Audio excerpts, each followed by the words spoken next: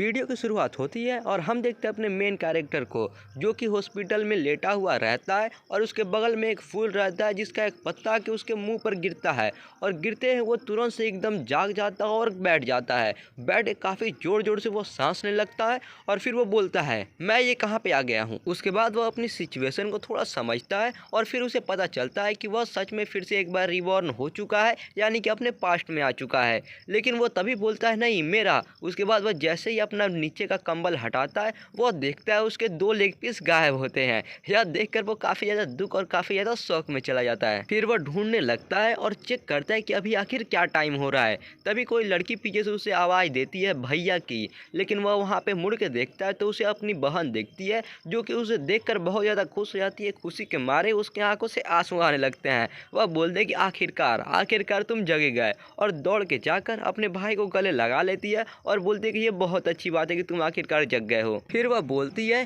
कि जो ड्राइवर ने तुम्हें ठोक कर भागा था, मैं पक्का उसे ढूंढ लूंगी और तुम अपने पैर के बारे में फिक्र मत करो, ये भी जरूर ठीक हो जाएंगे। इसके बाद अपने हीरो को याद आने लगती है और वो बोलता है कि ये सच में 1 साल पहले की बात है, जब मेरा कार एक्सीडेंट हो गया था और उस टाइम उस कार एक्सीडेंट की वजह से मैं इस देश का सबसे जवान बिलियनर बच्चा था और अपने राइजिंग सन ग्रुप का एकदम मालिक भी था। लेकिन उसके बाद उस एक्सीडेंट की वजह से मैं एक अपाहिज बन गया था। इसके वजह से मैं अपना सारा ध्यान अपने इलाज पे देने लगा।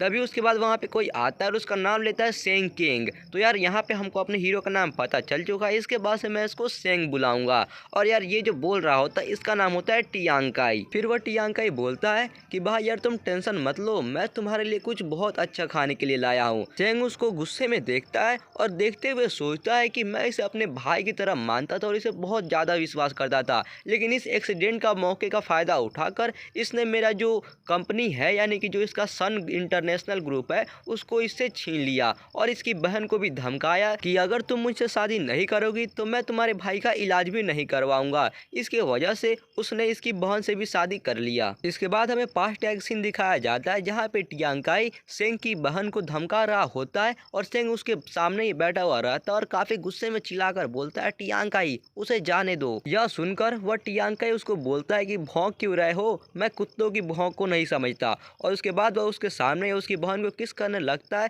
जिसको बाद उसकी बहन भी रोते हुए बोलती है कि भैया मुझे बचा लो। लेकिन वह कुछ भी नहीं कर पाता है, भाई बचाएगा भी कैसे, उसके 2 लेग पीस जो कटे हुए हैं। तो उसके बाद वह रोता हुआ नीचे गिर जाता है और सोचता है कि उस टाइम पे इसने मुझसे सब कुछ छीन लिया। लेकिन फिर बाद में एक गेम आया जिसका नाम था डिवाइन पाथ, और यह गेम सभी देशों के साथ मिलकर पूरे दुनिया में एक साथ लॉन्च हुआ था। और ये बहुत ज़्यादा एक फेमस गेम था क्योंकि इसके अंदर की जो पैसे थी उसको हम लोग असली पैसे के अंदर भी एक्सचेंज कर सकते थे। इसके वजह से ये पूरी दुनिया में बहुत जल्दी फेमस हो गया। लेकिन इसका एक पार्ट था जो कि सबसे ज़्यादा इसमें इम्पोर्टेंट था, वह ये था कि इस गेम के अंदर तुम्हें जो भी पावर मिलते हैं उसको तुम असलियत में भी लेकर आ सकते हो। ये गेम मेरा बेस्ट चांस होना चाहिए था अपने ज़िंदगी को बदलने के लिए, लेकिन उस टाइम पे मेरे पास एक भी पैसा नहीं था, जिसके वजह से मैं गेम के शुरुआत में ज़्यादा अच्छी चीज़ों को नहीं ले पाया और मेरा उस टाइम पे कुछ नहीं हो पाया। मैं हमेशा के लिए एक उसके अंदर एक मीडियोक्रिटी ही बनकर रह गया। अब मेरे पास कुछ भी नहीं बचा था जिससे मैं उस टियांकाई के साथ लड़ सकता था। लेकिन उस कुत्ते ने जो पैसा एक बार मेरा हुआ करता था उसको गेम के अंदर पागल की तरह उड़ाए, बहुत सारे पैसे लगाए और उस गेम के अंदर उसने बहुत सारे अच्छे चीज़ों को खरीद लिया। इसकी वजह से वह इतना ऊंचा बन चुका था कि उसे अब कोई भी टक्कर नहीं दे सकता था। लेकिन वह सब मेरा होना चाहिए था, वह सब मेरा था। इसके बाद हमको टियांकाई को दिखाया जाता है जो कि अपने हीरो से बोल रहा होता है कि क्या तुमने मुझे उतनी दूर से यहाँ तक इसलिए बुलाया है ताकि तुम अब मुझे अपना ये कुत्ते जैसा घर को दिखा सको, और तुम्हें ऐसा तो सच में नहीं न लगता कि तुम मुझे ये बम से भरा हुआ घर में बुलाकर मार सकते हो। और हम पीछे देखते हैं कि उस कमरे के अंदर चारों तरफ बहुत सारे बम लगे हुए रहते हैं। सेंग बोलता है, चलो ठीक है तो एक बार कोशिश करके देखते हैं कमीने, मैं और तुम दोनों एक साथ मरेंगे। जिसके बाद वो बम का स्विच दबा देता है। उसके स्विच के दबाते ही वहाँ पे एक बहुत बड़ा धमाका होता है। धमाका होने के बाद हमको फिर से सेंग को दिखाया जाता है जिसका आधा बॉडी गायब रहता है, बस उसका आधा बॉडी बचा हुआ रहता है और उसके बस अब एक बॉडी के अंदर आखिरी सांस ही बची हुई रहती है। तभी टियांकाई की आवाज़ आती है कि यार तुम फालतू में ऐसी मेहनत क्यों कर रहे हो। उसे जिंदा देखकर सेंग की एकदम होशो आवाज़ उड़ जाती है। वह सोचता है कि कि यार ये अभी तक कमीना जिंदा है। लेकिन तभी फिर से टियांकाई बोलता है कि मुझे डिवाइन पाथ गेम के अंदर से जो पावर मिली है वो इतनी ज़्यादा है कि ये सारे बम मेरा एक बाल भी बाका नहीं कर सकते हैं। फिर टियांकाई उसके थोड़े पास जाता है और जाके बोलता है कि इससे पहले तुम सच में मर जा, उससे पहले मैं तुम्हें एक चीज़ बताना चाहता हूँ कि ये तुम्हारे जो पैर हैं और तुम्हारे जो माँ बाप मरे थे वो सारा मेरा ही करा हुआ था, मैंने ही वो सारे चीज़ों को किया था। और मज़े की बात जानते हो क्या है? तो तुम्हारा ये सेंग फैमिली है, इसका जो लास्ट ब्लड लाइन होने वाला है, मतलब तुम्हारा जो लास्ट वारिस होगा उसके ऊपर मेरा सरनेम होगा। और यह बोलकर वो बहुत ही जोर जोर से हंसने लगता है। ये सारी बात सुनने के बाद जो सेंग रहता है बहुत ज़्यादा गुस्सा हो जाता है और मन में ही बोलता है, कमीने, मैं ये बिल्कुल भी नहीं चाहता, मैं बिल्कुल भी हार नहीं मानूंगा। जिसके बाद वो फाइनली वहाँ पे मर जाता है। जिसके बाद हमको प्रेजेंट का सीन दिखाया जाता है। यहाँ पर जो हमारा हीरो है वो सोच रहा रहता है कि अभी तो मुझे नहीं पता कि मैं फिर से रिबॉर्न यानी कि मैं फिर से यहाँ पे जिंदा कैसे हो चुका हूँ, लेकिन ये जिंदगी में आने वाला सिर्फ एक ही ऐसा मौका है। उसकी बहन बहुत ज़्यादा रो रही होती है। जिसके बाद वह बोलता है कि अब तुम चुप हो जाओ वरना अब मैं तुम पे हंसना शुरू कर दूंगा। और फिर वह मन में सोचता है कि इस बार मैं अपनी बहन को जरूर बचाऊंगा और अपने माता पिता के इतने मेहनत से कमाए हुए पैसों को भी जरूर से बचाऊंगा। फिर उसकी बहन अपना रोना थोड़ा कम करती है और बोलती है कि ठीक है अब मैं नहीं रोऊंगी। और फिर वह मन में सोचता है कि इसके अलावा मैं वह उस कुत्ते टियांकाई को एकदम पीस पीस के अंदर चीर डालूंगा। लेकिन अभी मैं पहले ही अपाई हो चुका हूँ, तो मैं आखिर अभी के टाइम पे चीज़ों को कैसे बदल सकता हूँ। फिर उसके याद आता है डिवाइन पाथ के बारे में और वह सोचता है कि अरे हाँ, डिवाइन पाथ जो गेम है मैं उसका इस्तेमाल कर सकता हूँ, क्योंकि लोगों को 1 महीने के बाद पता चलेगा कि ये जो डिवाइन पाथ गेम है ये असलियत को भी इफेक्ट कर सकता है। और यह गेम अभी अभी लॉन्च हुआ है तो मैं इसका फ़ायदा उठा सकता हूँ, ये मेरा सबसे बेस्ट चांस होगा। अभी मेरा पैसा फ्रोजन नहीं हुआ यानी कि अभी उसका पैसा बंद नहीं हुआ है, तो यह उसका सबसे ज़्यादा अच्छा चांस होने वाला है। और ये सारी बातें वह थोड़े गुस्से वाला मुंह करके सोच रहा था। उसकी बहन उसको देखकर बोलती है कि तुम ऐसा मुंह क्यों बना रहे हो, क्या तुम्हें दर्द हो रहा है अपने पैर की वजह से? लेकिन सेंग अपनी सोच में ही अभी पड़ा हुआ रहता है और सोचता है कि मुझे तुरंत अभी के अभी एक्शन लेना होगा। फिर उसकी बहन उसको बोलती है कि रुक जा, मैं अभी जाकर डॉक्टर को बुला लाती हूँ। लेकिन वह अपनी बहन को रोक लेता है और बोलता है कि मैं चाहता हूँ कि तुम मेरा एक बहुत ही अर्जेंट काम करो। उसकी बहन थोड़ा सोचती है और पूछती है कि आखिर ऐसा क्या बात है। फिर वह बोलता है कि मेरी मदद करो एक गेमिंग पॉड खरीदने के लिए, डिवाइन पाथ का गेमिंग पॉड। और यार जैसे हम लोग अपना गेम फ़ोन के अंदर खेलते हैं वैसे ही ऐसे जो रियलिटी वाले गेम होते हैं ये मानवा के अंदर कोई गेमिंग पॉड होता है जिसके अंदर ये लोग सो कर खेलते हैं। तो यार ये उसी की बात कर रहा है। उसकी बहन थोड़ी सोच में पड़ जाती है और बोलती है क्या गेमिंग पॉड? तभी वहाँ से टियांकाई आता है और बोलता है कि यार तुम्हें गेमिंग में इतना ज़्यादा इंटरेस्ट कब से होने लगा? तभी उसके बाद उसकी बहन उसकी तरफ देखने लगती है और बोलते कि ब्रदर साहब तुम भी यहाँ पर हो। फिर टियांकाई थोड़ा मुंह बनाकर बोलता है कि अगर तुम्हें गेम खेलने की लत लग जाती है तो हमारे कंपनी का क्या होगा? सेंग अपने मन में ये सोचता है कि ये अभी से ही मेरा टेस्ट ले रहा है। सेंग बोलता है मैं पहले ही एक अपाहिज हूँ, अब मैं गेम खेलने के अलावा और कर भी क्या सकता हूँ। उसकी बहन ये बात सुनकर उसके बारे में थोड़ा फिक्र करने लगती है। लेकिन हम टियांकाई को देखते हैं जो कि अंदर ही अंदर काफ़ी ज़्यादा खुश होता है। टियांकाई बोलता है कि जो डिवाइन पाथ गेम है वो अभी अभी रिलीज़ हुआ है और उसके जो गेमिंग पॉड्स है उसके सिर्फ अभी तक 100 यूनिट्स ही बने हुए हैं। तो मुझे ऐसा डर है कि अगर हम उसे ख़रीदना चाहते हैं तो हमें 300 मिलियन पैसे उसको देने पड़ेंगे। फिर उसके बाद जो अपना सेंग रहता है थोड़ा गुस्से में रहता है लेकिन कंट्रोल करता है उसको और बोलता है कि उससे क्या फ़र्क पड़ता है, मेरा कंपनी का पैसा अभी भी मेरे पास है ना, अगर मुझे इसके लिए 30 बिलियन भी पैसे देने पड़े तो भी मैं दूंगा। उसकी बहन उसे ऐसा देखकर बोलती है कि भाई ऐसा मत कहो। और जो टियांकाई रहता है वह बोलता है कि ठीक है भाई फिक्र मत करो, मैं तुम्हारे लिए खरीद दूंगा। टियांकाई सोचता है बहुत अच्छे, तुम बस ऐसे ही गेम खेलते रहो, मेरे लिए और आसान हो जाएगा तुम्हारी कंपनी को छीनना। और फिर उसके बाद वह बोलता है कि ठीक है भाई तुम अपने गेम के मजे लो, अब मैं चलता हूँ और तुम फिक्र बिल्कुल ही मत करो क्योंकि लिटिल टोंग और मैं मिलकर ये कंपनी को आराम से संभाल लेंगे। और ये यहाँ पर हमको पता चलता है कि जो अपने मेन कैरेक्टर का बहन है उसकी नाम टोंग है। टियांकाई ये सब बोलकर टोंग को छूने ही वाला होता है कि जो सेंग है अपनी बहन को खींच लेता है अपनी तरफ और बोलता है कि मैं चाहता हूं कि टोंग आज मेरे साथ ही रहे, मैं उसके साथ थोड़ा टाइम बिताना चाहता हूं। और वह उसके बाद टियांकाई को थोड़े गुस्से से देखता हुआ सोचता है कि तुम अपने इस गंदे हाथों से मेरी बहन को छूना चाहते हो मेरे मरे हुए शरीर के ऊपर से। सेंग का ऐसा चेहरा देखकर टियांकाई थोड़ा सा पीछे हट जाता है और बोलता है ठीक है ठीक है। उसके बाद वह कमरे से बाहर निकल जाता है और थोड़ी देर के लिए वहीं पर रुकता है। फिर उसके बाद वह खिड़की से अंदर से उन दोनों भाई बहन को बहुत ही गुस्से से देखने लगता लगता है और बोलता है कि वह बेकार का किलर, इसको वो एक्सीडेंट में एक बार में मार भी नहीं पाया। फिर वह जाने लगता है और जाते जाते बोलता है कि अगली बार मैं एक टैंकर ट्रक का इस्तेमाल करता हूँ, फिर देखता हूँ कि आखिर तुम कैसे नहीं मरते। इसके बाद हम सेंग को देखते जो कि अपनी बहन से बोलता है कि मेरे सारे पैसे को मेरे गेम के अंदर डाल दो। फिर उसकी बहन थोड़ा सोचने लगती है और बोलती है कि ऐसा क्यों। फिर वह बोलता है कि हाँ, और अपने कंपनी के सारे स्टॉक्स भी बेच डालो। फिर उसके बाद वह बोलती है कि कहीं तुम बीमार उमार तो नहीं ना हो गए हो। सेंग बोलता है कि मैं बीमार नहीं हूँ, बस इस बार मुझे एक बड़ी चाल चलने की जरूरत है। इसके बाद नेक्स्ट सीन में हमको दिखाया जाता है कि सेंग गेमिंग पॉड के अंदर बैठा हुआ रहता है और हमें पता चलता है कि ये गेमिंग पॉड उसने खरीदा है 500 मिलियन में। इसके बाद वह गेम में बैठने के बाद रेडी हो जाता है और बोलता है कि डिवाइन पाथ, मैं आ रहा हूँ। इसके बाद हमें एक एक्टिवेट का सिस्टम दिखाया जाता है, जिसके बाद जो सेंग रहता है उस गेम के अंदर चला जाता है। जैसे ही वो गेम के अंदर लैंडिंग करता है उसे अपने पैर देखने को मिलते हैं, जिससे देखकर वह बहुत ज़्यादा खुश रहता है। वह उसको अपने पैर देखकर खुश रहता है और बोलता है कि मेरा ये जो पैर है यह बिल्कुल असली की तरह ही महसूस हो रहा है। इसके बाद जो गेम का सिस्टम रहता है वह उससे बोलता है कि अपना नाम लिखने के लिए, और वह अपना नाम लिखता है चाओ जीयू वांग। तो यार इसके बाद से इसके अंदर हम गेम के अंदर इसको बोलेंगे चाओ। इसके बाद हमें देखने को मिलता है बहुत बड़े बड़े स्टैचू, जिसके अंदर वॉरियर के, असासिन के, मेज के, विजर्ड के, अलग अलग क्लास के मतलब वहाँ पे स्टैचू बने हुए रहते हैं।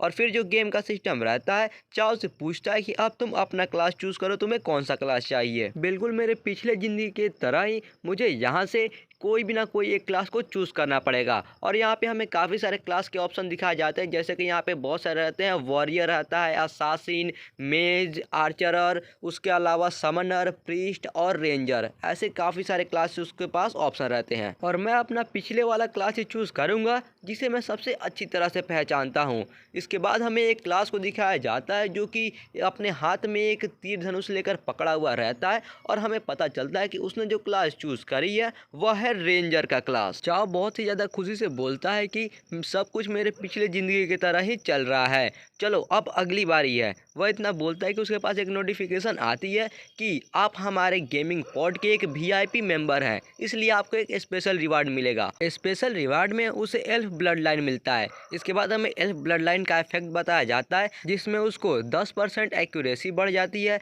10% क्रिटिकल रेट बढ़ जाते हैं, 10% इवेजन बढ़ जाती है और 15% मूवमेंट स्पीड बढ़ जाती है, जो कि यार काफ़ी सही रिवार्ड है इसके लिए। इसके अलावा उसे एक स्किल बुक भी मिलता है जो कि होता है वीकनेस डिस्ट्रक्शन का, यानी कि अगर उसे कोई भी इनेमी मिलता है तो उसका अगर वो वीकनेस पर अटैक करता है तो अगर इसका जितना भी डैमेज होगा उसका वो डबल डैमेज देगा। चाओ ये सब देख के बहुत खुश हो जाता है और बोलता है कि बिल्कुल मेरे पिछले ज़िंदगी की तरह मैंने पिछले ज़िंदगी में ये वाले स्किल को बहुत ही अच्छे तरीके से मास्टर कर लिया था।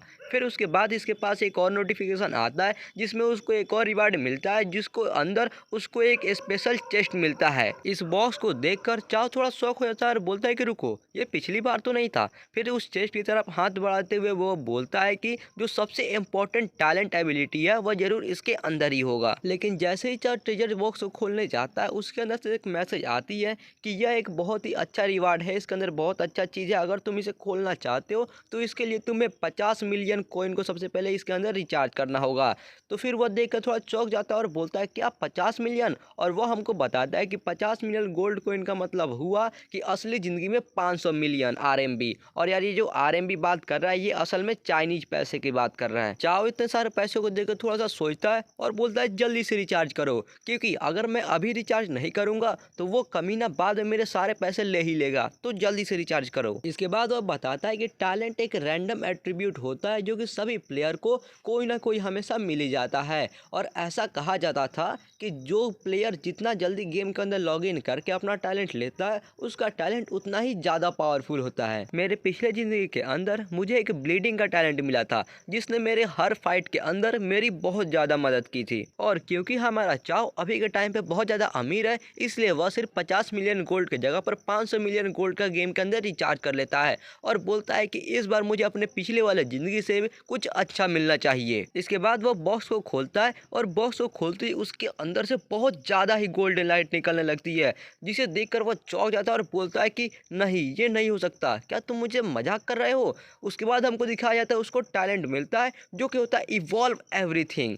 वह देखकर बहुत ज़्यादा चौंक जाता है और बोलता है कि क्या गेम के अंदर ऐसा भी कोई टैलेंट है। फिर वह देखता है कि जो उसका टैलेंट रहता है वह डिवाइन रैंक का रहता है और वह देखकर काफ़ी ज़्यादा उसको खुश हो जाता है और उसके बाद वह चेक करता है कि आखिर इसके टैलेंट के डिटेल्स क्या हैं। वह डिटेल देखता है तो उसे पता चलता है कि इसके टैलेंट में दो एबिलिटी रहती है। पहली रहती है कि अगर ये किसी भी मॉन्स्टर को मारता है तो उसके अंदर से जो ड्रॉप गिरते हैं उसका जो भी आइटम का रैंक होगा वो ऑटोमेटिक उसका एक लेवल बढ़ जाएगा और 5% चांस रहेगा कि वह 2 लेवल से बढ़ जाए। उसके अलावा उसका जो दूसरा टैलेंट रहता है उस टैलेंट से वह अपने हिसाब से अपने किसी भी कोई भी वेपन को, अपने स्किल को, अपने किसी भी जेम को 2 लेवल से ऑटोमेटिक अपडेट कर सकता है, यानी कि उसका 2 रैंक बढ़ा सकता है।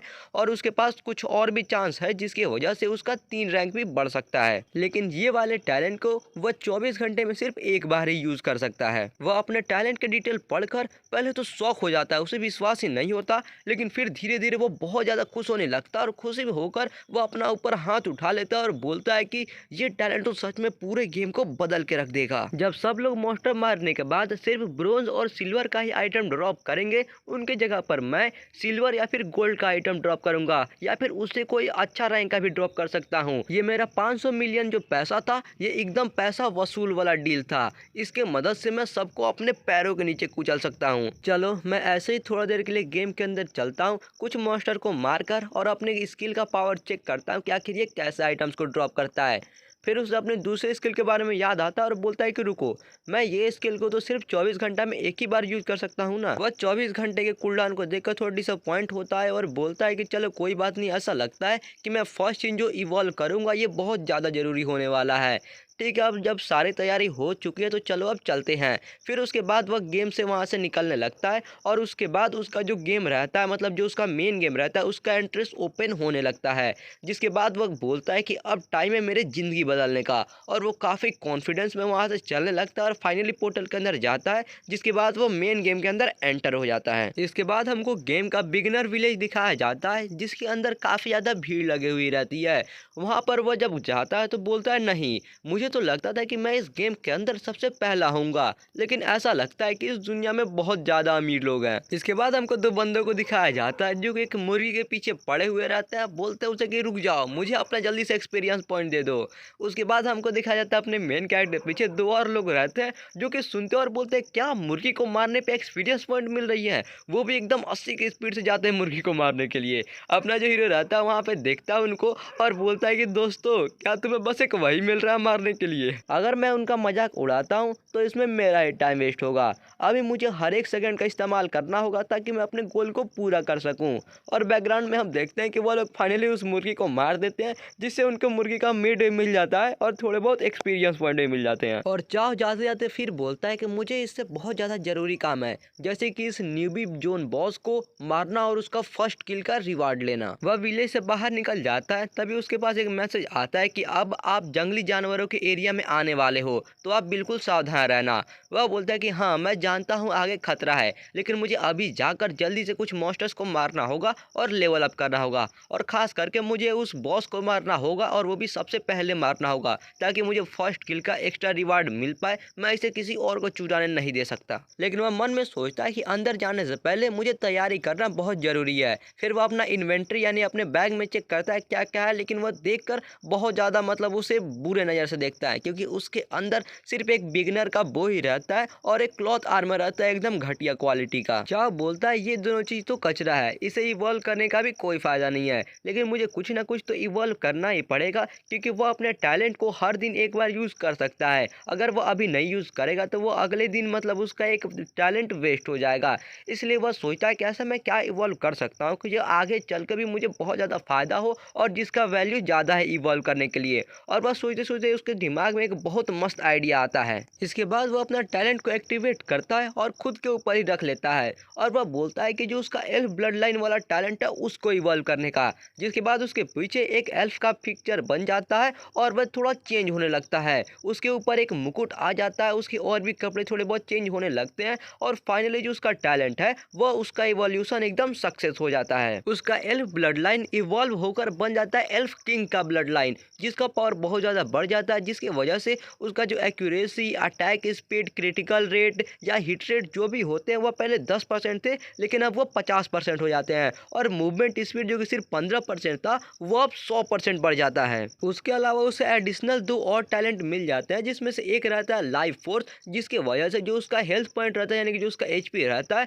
वह 1000 हो जाता है, यानी कि बहुत ज़्यादा ही उसका हेल्थ बढ़ जाता है। फिर उसके अलावा उसको एक अटैकिंग स्किल भी मिलता है, जिसकी वजह से वह जब अभी अपना मतलब यार वो जब तीसरा अटैक करेगा तो उसका तीसरा अटैक पक्का है कि क्रिटिकल हिट लगेगा, यानी कि डैमेज बहुत ज़्यादा देगा। यह देखकर चाव बहुत ज़्यादा खुश हो जाता है और बोलता है ऑसम, यह तो सच ही मेरे ब्लड लाइन के टैलेंट को इवॉल्व कर सकता है। इसकी वजह से अब मैं ये न्यूबी जोन के अंदर आराम से अकेले ही मॉन्स्टर्स की ग्राइंडिंग कर सकता हूँ, अपना लेवल बढ़ा सकता हूँ और मुझे इसमें बिल्कुल भी अब प्रॉब्लम नहीं होगा। वह यह सब बोल ही रहा होता है कि बगल से उसे एक भेड़िए की आवाज़ आती है और वह सोचता है कि ये भेड़िए की आवाज़ कहाँ से आ रही है। उसके बाद हमको दिखाया जाता है कि एक भेड़िया रहता है लेवल 2 का, जो कि थोड़ा इंजर्ड रहता है। उसके सामने कुछ प्लेयर्स रहते हैं जो कि उसका शिकार करने के लिए आए हुए रहते हैं और बोलते हैं कि इस बार तुम नहीं भाग पाओगे। उन लोगों में से पहला प्लेयर बोलता है कि जैसे ही तुम मर जाओगे हमारा एक लेवल बढ़ जाएगा।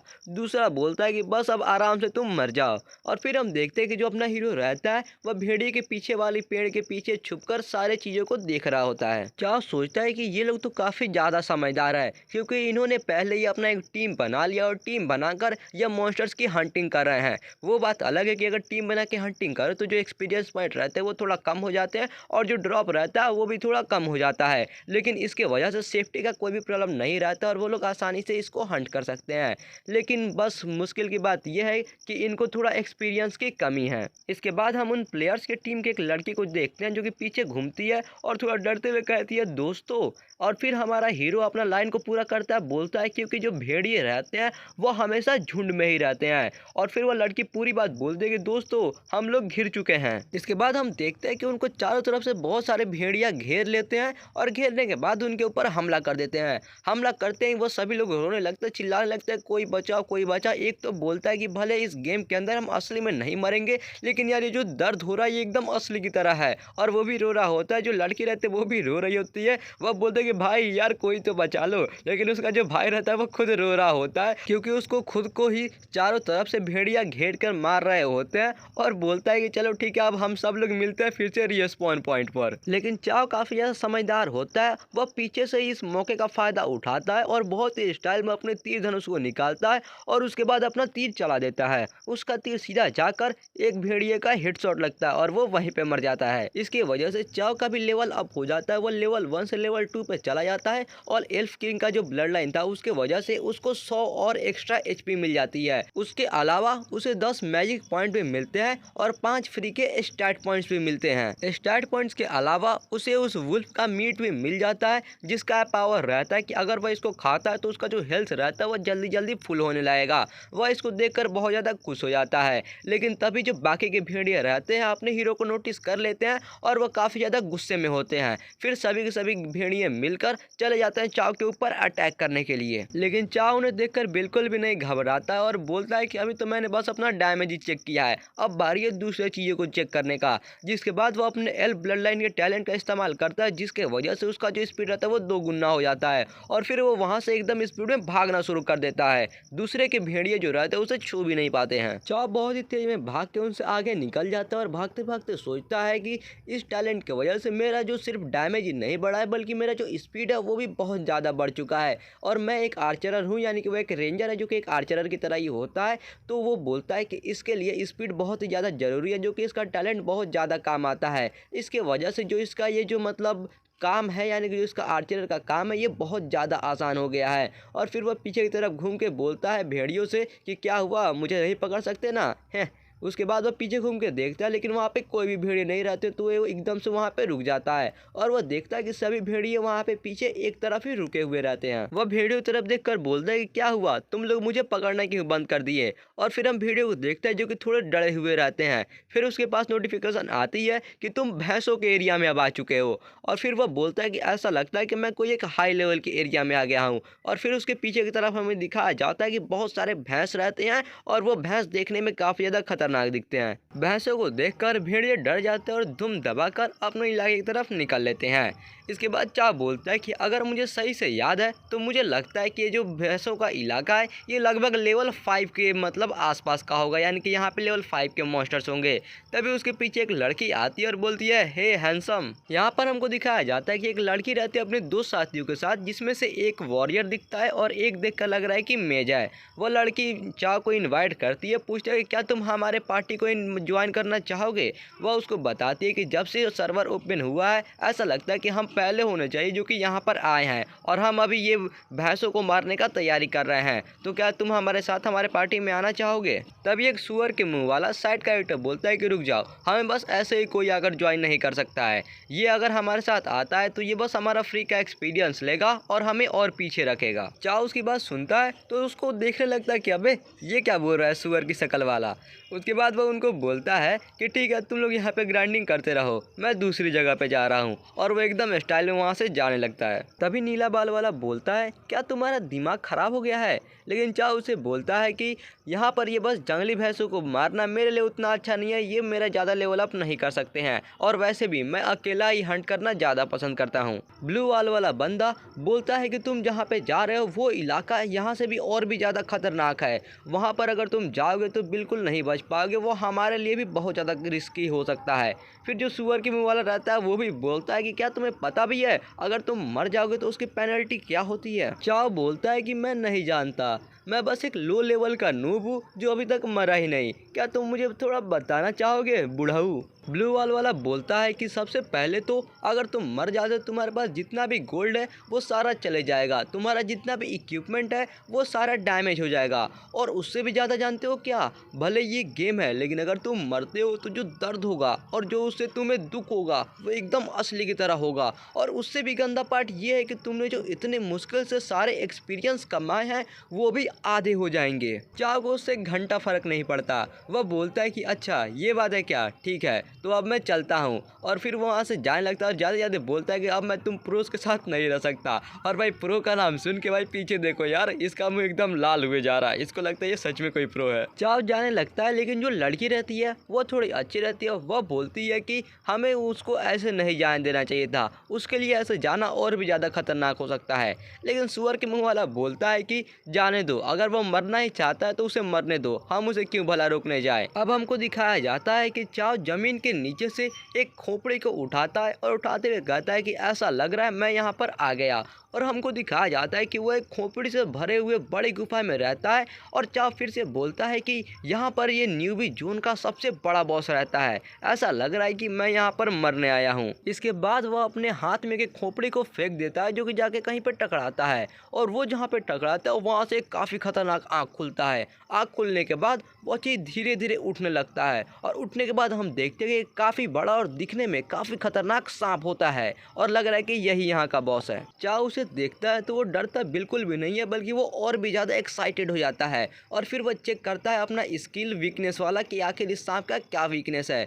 जिसके बाद हमको दिखाया जाता है कि जो सांप रहता है इसका नाम है जायंट स्नेक किक, जो कि लेवल 10 का मॉन्स्टर है, और इसका वीकनेस होता है इसके गर्दन के पीछे। फिर वह बोलता है कि वैसे तो मैं लेवल 2 का हूँ और मेरा HP अभी 210 होना चाहिए था, लेकिन एल्फ किंग ब्लड लाइन वाले टैलेंट की वजह से अभी मेरा HP इस सांप वाले बॉस से भी ज़्यादा है। और हमको देखने को मिलता है कि जो सांप का HP रहता है वो 800 रहता है, लेकिन जो हमारा हीरो है उसका HP भाई 1310 रहता है। मतलब यार लेवल 2 पर ही लेवल 10 के बॉस से भी ज़्यादा HP है उसका। इसके बाद चाव अपने तीर धनुष को निकाल कर रेडी हो जाता है और बोलता है कि मेरे HP की वजह से अब मुझे डरने की कोई भी ज़रूरत नहीं है।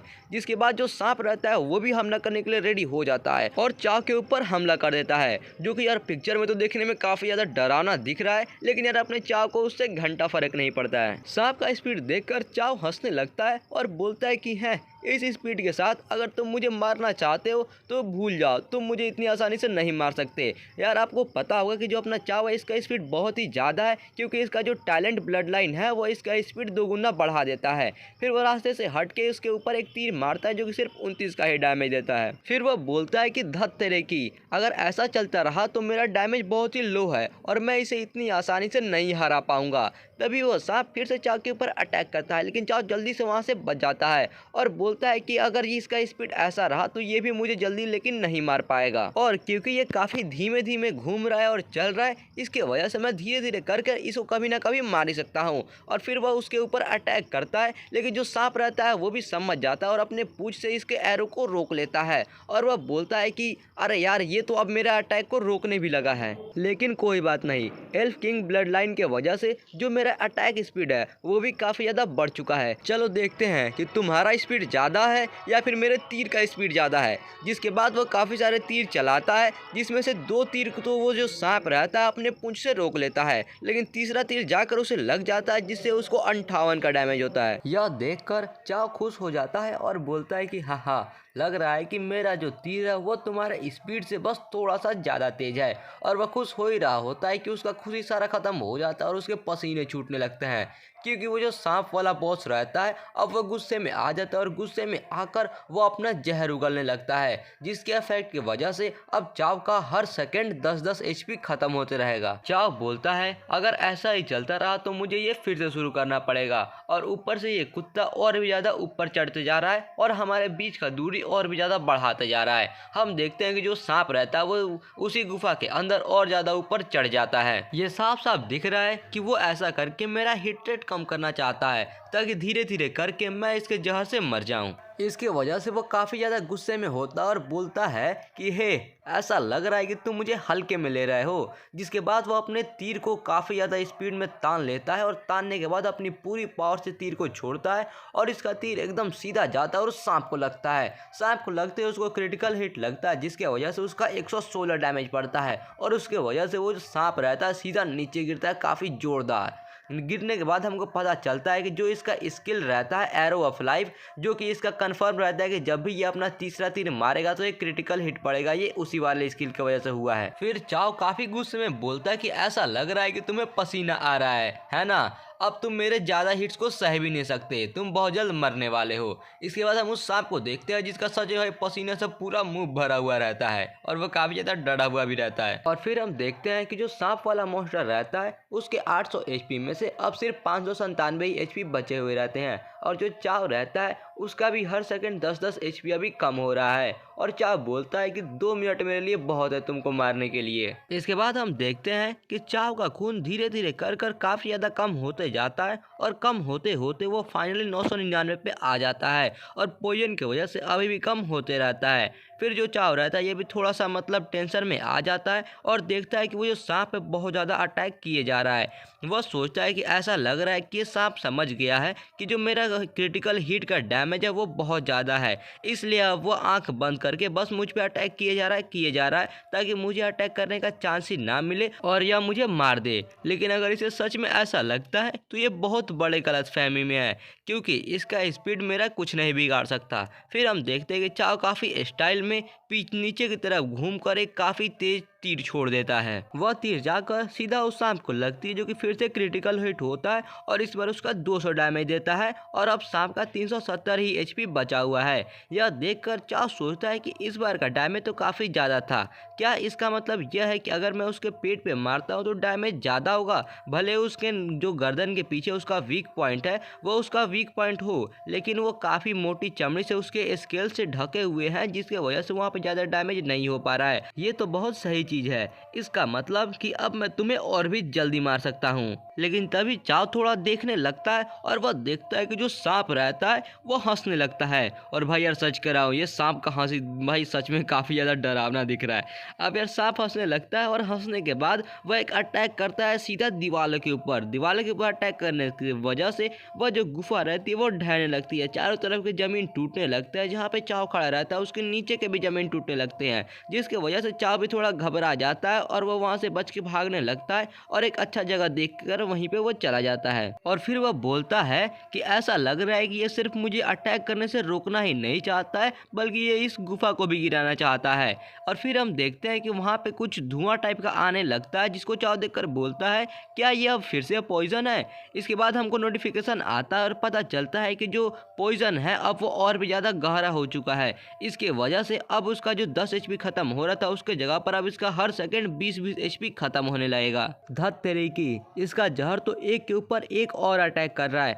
अब यहाँ पर मेरा हर सेकंड 20-20 HP खत्म होगा। अगर कोई नॉर्मल बिगिनर रहता तो उसके लिए तो ये डेथ सेंटेंस रहता और वो सीधा ही मर जाता। ये पहले तो गुफा को गिरा रहा है और जमीन के नीचे बहुत बड़े बड़े गड्ढे बना रहा है और मुझे उसके अंदर ट्रैप कर रहा है, और फिर उसके ऊपर से अपना पॉइजन छोड़ रहा है। और ये मेरा फ़ायदा उठा रहा है क्योंकि मैं अभी के टाइम पे बहुत ज़्यादा ऊंचा जंप नहीं कर सकता। अगर मैं इसके ऊपर चढ़ना भी शुरू करूं तो फिर धीरे धीरे चढ़ते चढ़ते अगर मेरे पास अपना दुगुना HP भी रहेगा तो भी मैं पक्का मर जाऊंगा। हा, जैसा कि उम्मीद किया था, आखिर ये बिगिनर एरिया का बॉस है और इसके पास कुछ अपने तरीके ही हैं। जिसके बाद हम देखते हैं कि वो अपने इन्वेंट्री के अंदर से एक मीट निकालता है, उसे खाना शुरू कर देता है और बोलता है कि अब मैं सोच रहा हूँ कि जब मैं तुम्हें मार दूंगा तो तुम्हारे अंदर से आखिर कौन सा आइटम ड्रॉप होगा। इसके बाद हमें पता चलता है कि ये मीट एक भेड़िए का है और इसके वजह से अब इसका जो HP है वह 20-20 हर सेकेंड बढ़ता रहेगा। उसके अलावा जो इसका स्पीड है वो भी 10 सेकेंड बढ़ जाएगा और ऐसा 20 सेकंड के लिए चलने वाला है। फिर चाव बोलता है कि भले ही ये मीट मेरा पॉइजन को ठीक ना करे, लेकिन इसके वजह से मेरा जो खून घट रहा है कम से कम वो बंद हो जाएगा। अब जो फाइनल होने वाला है ये इसी 20 सेकंड के अंदर डिसाइड होगा कि आखिर मैं जीतता हूँ या हारता हूँ। और वो रेडी हो जाता है वहाँ से कूद कर निकलने के लिए, जिसके बाद वो काफ़ी स्पीड से वहाँ से जंप लगाता है और वह जिस गड्ढे में गिरा था उससे बहुत ही तेज में बाहर निकल जाता है। और फिर हम उस सांप को देखते हैं जो कि अभी तक जहर उगले ही जा रहा होता है। वह जहर उगलता ही रहता है। तभी चाव नीचे से काफ़ी तेज में कूद के उसके ऊपर आता है और ऊपर आता है काफ़ी स्टाइल में, जिसके बाद वह अपना तीर धनुष तानता है और उसे बोलता है हेलो। इसके बाद हम उस सांप को देखते हैं जिसके फिर से पसीने आने लगते हैं और उसका मुंह देख के ऐसा लग रहा है कि वह सोच रहा होगा कि ये कुत्ता फिर कहाँ से आ गया। और फिर उसके बाद अपना चाव काफ़ी तेज में तीर छोड़ता है जो कि सीधा जाकर उस सांप के आँख में लगता है, जिसकी वजह से वो सांप काफ़ी जोरदार नीचे गिरता है और गिरते ही फिर वो जल्दी जल्दी वहां से अपना दुम दबा के भागना शुरू कर देता है। चाव बोलता है भागने की कोशिश कर रहे हो। जिसके बाद वह फिर से एक और तीर मारता है और वो तीर जाकर फिर से उसके वीक पॉइंट पे ही लगता है, जिसकी वजह से वो जो सांप का स्केल रहता है वह भी टूट जाता है और वो सांप बहुत ज़्यादा गुस्सा हो जाता है और गुस्से में वो बहुत जोर से पीछे देखता है। लेकिन पीछे देखते वो फिर से डर जाता है क्योंकि जो चाव रहता है अपना एक और तीर लेकर रेडी हो जाता है और रेडी होने के बाद अपना एक बहुत ही ज़्यादा पावरफुल तीर मार देता है और वह तीर एकदम स्पीड में उड़ता हुआ जाता है और जो उसका पिछला वाला तीर होता है उसी के अंदर जाके वो लगता है और पिछले वाले तीर को चीरते हुए वह तीर जाके उस सांप को लगता है, जिसकी वजह से वो सांप को सीधा 200 का क्रिटिकल हिट का डैमेज लगता है और इसके वजह से वो जो सांप रहता है वहीं पे मर जाता है। सांप को मारने के बाद चाव काफी स्टाइल में जमीन पे लैंड करता है और हम देखते हैं कि बैकग्राउंड में सांप मर जाता है और चाव एकदम स्टाइल में खड़ा हुआ रहता है। जिसके बाद उसको नोटिफिकेशन आती है कि सांप मर गया है, जिसकी वजह से तुम्हारे ऊपर जो पॉइजन का इफेक्ट लगा था वो भी अब खत्म हो गया है और वो कॉन्ग्रेचुलेशंस भी करते हैं चाव को। इसके बाद फिर उसके पास सिस्टम का एक नोटिफिकेशन आता है जिसमें उसको कॉन्ग्रेचुलेशंस करता है इस सर्वर का सबसे फर्स्ट किल करने का, यानी कि बॉस को सबसे पहले मारने का, जिसकी वजह से जो काफ़ी अच्छे रिवार्ड मिलेंगे। उसके अलावा जो इसका लीडर बोर्ड रहता है उसके ऊपर भी इसका नाम आएगा और पूरे सर्वर के अंदर 3 बार इसके ये अच्छे काम को रिपीट किया जाएगा, यानी कि अनाउंस किया जाएगा। और फिर वह चाव से पूछता है कि क्या तुम अपना आईडी हाइड करना चाहोगे या फिर नहीं। चाव बोलता है क्या छुपाना चाहोगे? बिल्कुल नहीं, मैं पहले ही बहुत ही देर तक छुप चुका हूँ। और फिर वह चिल्ला के बोलता है नहीं, जिसके बाद वो सिस्टम उसको बोलता है कॉन्ग्रेचुलेशंस, बहुत ही ज़्यादा धन्यवाद किया जाता है प्लेयर चाव जियू वांग को जिन्होंने सबसे पहले बॉस को मारा है और यह इनका जो अचीवमेंट है ये पूरे सर्वर में अनाउंस किया जाएगा। और हम देखते हैं कि अनाउंसमेंट पूरे सर्वर में होती है, जिसकी वजह से सर्वर के अंदर जितने भी लोग रहते हैं सबके पास ये नोटिफिकेशन आता है। वो लोग देखकर बोलने लगते हैं कि यार हमने तो बस अभी अभी खेलना शुरू ही किया है और किसी ने पहले ही बॉस को मार भी दिया। कोई बोलता है कि यार ये तो बहुत ज़्यादा तेज है, दूसरा बोलता है कि तुम धीरे हो, और फिर ये ऐसे ही काफ़ी सारे लोग बात करने लगते हैं। और हम फाइनली देखते हैं इसके बाद पिछले वाले जो नीला बाल वाला और सुअर का मुंह वाला रहते हैं उन सभी को। तो जो नीला बाल वाला रहता है बोलता है कि ये जो भैंस था ये काफ़ी ज़्यादा शक्तिशाली था, ऐसा लग रहा है कि जरूर कोई बॉस ही होगा। और सुअर की मुंह वाला बोलता है हाँ हाँ तुम बिल्कुल सही कह रहे हो, मैं सोच रहा हूँ कि इसको सबसे पहले मारने का रिवार्ड क्या होगा। नीला बाल वाला बोलता है कि जरूर ये कोई एक हाई लेवल का हमें इक्विपमेंट मिलेगा। और वह मन में सोच रहे होते हैं कि हम तो लड़कियों को पटाने में एकदम प्रोफेशनल एकदम माहिर लोग हैं, अब ये जरूर हमारा तारीफ करेगी। लेकिन तभी उनके सामने सिस्टम का एक नोटिफिकेशन आता है जिसे वो देखकर थोड़ा चौंक जाते हैं। और वह सिस्टम के नोटिफिकेशन के अंदर देखते हैं कि जो प्लेयर चाओ जियू वांग है उसने सक्सेसफुली जो जायंट स्नेक किंग है उसको मार दिया है, जिसकी वजह से उसको 1000 रेपुटेशन पॉइंट मिलता है और साथ ही साथ एक सिल्वर चेस्ट बॉक्स में मिलता है। और यह नोटिफिकेशन देखकर वो लोग जोकर बन जाते हैं और चिल्लाकर बोलते हैं कि आखिर हमसे कोई स्ट्रॉन्ग कैसे हो सकता है, आखिर ये प्लेयर चाओ जियू वांग है कौन। और फिर इसके बाद हम चाओ को देखते हैं जिसके पास नोटिफिकेशन आती है जो कॉन्ग्रेचुलेशंस करता है इसको बॉस को मारने के लिए, और इसके वजह से इसको काफ़ी ज़्यादा एक्सपीरियंस पॉइंट मिलते हैं और उसका लेवल 2 से सीधा 7 हो जाता है, जो देखकर चाओ काफ़ी ज़्यादा खुश हो जाता है और बोलता है कि सही बात है, अगर ज़्यादा खतरा लो तो ज़्यादा रिवार्ड्स भी मिलते हैं, यह खतरा लेना एकदम सही था। फिर सिस्टम का नोटिफिकेशन आता है कि लेवल अप की वजह से तुम्हारे पास अब 30 स्टार्ट पॉइंट है जिसको तुम कहीं पे भी यूज़ कर सकते हो। और वह बोलता है कि सारे स्टार्ट पॉइंट को एजिलिटी के अंदर यानी कि उसके स्पीड के अंदर डाल देने के लिए। और इसके बाद हमको दिखाया जाता है उसका स्टेटस विंडो। तो यार अगर आप देखना चाहो तो वीडियो को अभी यहाँ पर पॉज करके पूरा आराम से देख सकते हो। फिर चाओ बोलता है कि असासिन्स और रेंजर्स के लिए जो एजिलिटी रहता है यानी कि जो उसका स्पीड रहता है वो सबसे ज़्यादा इंपॉर्टेंट रहता है, क्योंकि सिर्फ एजिलिटी बढ़ाने की वजह से इसका जो अटैक पावर है वो भी बढ़ जाएगा, उसके अलावा जो इसका बचने का स्पीड है वो भी बढ़ जाएगा और तो और मूवमेंट स्पीड रहेगा वो भी काफ़ी ज़्यादा बढ़ जाएगा। और इसके वजह से एजिलिटी बहुत ही ज़्यादा ज़रूरी है। और अभी के टाइम पे जो मेरा खून है वो एक वॉरियर से भी ज़्यादा है, तुम मुझे एक लगभग टैंक भी कह सकते हो। हाँ, अभी का टाइम का जो मेरा स्टार्ट है वो सच में एकदम परफेक्ट है। चलो अब मैंने अपने सारे एट्रीब्यूट्स तो सही जगह पर लगा दिए, अब टाइम है चेक करने का इस सांप को मारने के बाद मुझे क्या क्या बढ़िया बढ़िया चीज़ें मिलने वाली है। जिसके बाद हम पीछे बैकग्राउंड में देखते हैं काफ़ी सारे लूट रहती है, जिसको वो आकर देखता है तो कुछ बहुत ज़्यादा चमकने लगता है जिसके अंदर से एकदम गोल्डन कलर की लाइट आने लगती है। और फिर हमको बताया जाता है कि इसको ड्रॉप में 10 सिल्वर कॉइन मिले थे, जो कि इसके एबिलिटी की वजह से अब एक लेवल अपग्रेड हो गए हैं और 10 सिल्वर कॉइन से वो 10 गोल्ड कॉइन बन गए हैं। चाओ गोल्ड कॉइन का वैल्यू बताता है, जहाँ पे हमें पता चलता है कि जो ये गोल्ड कॉइन है बहुत ही ज़्यादा महंगा होता है, क्योंकि ये अभी के टाइम पे बिगनर जोन के अंदर, और वो भी जब गेम अभी अभी शुरू हुआ है, ऐसा लग रहा है कि जैसे ये कोई टाइकून है, मतलब जैसे कोई पैसा उड़ाने वाला हो। फिर हम बैकग्राउंड में देखते हैं कि एक लड़की एक आदमी से पूछती है कि तुम्हें क्या मिला है, वह बोलता है सिर्फ एक कॉपर कॉइन ही मिला है। और वहाँ पे एक मोटा रो रहा होता है, बोलता है कि मैंने इतने सारे मॉन्स्टर्स को हंट किया है और अभी तक एक सिल्वर कॉइन इतना भी कोई चीज़ ड्रॉप नहीं हुआ है और अब मैं गेम खेलना नहीं चाहता।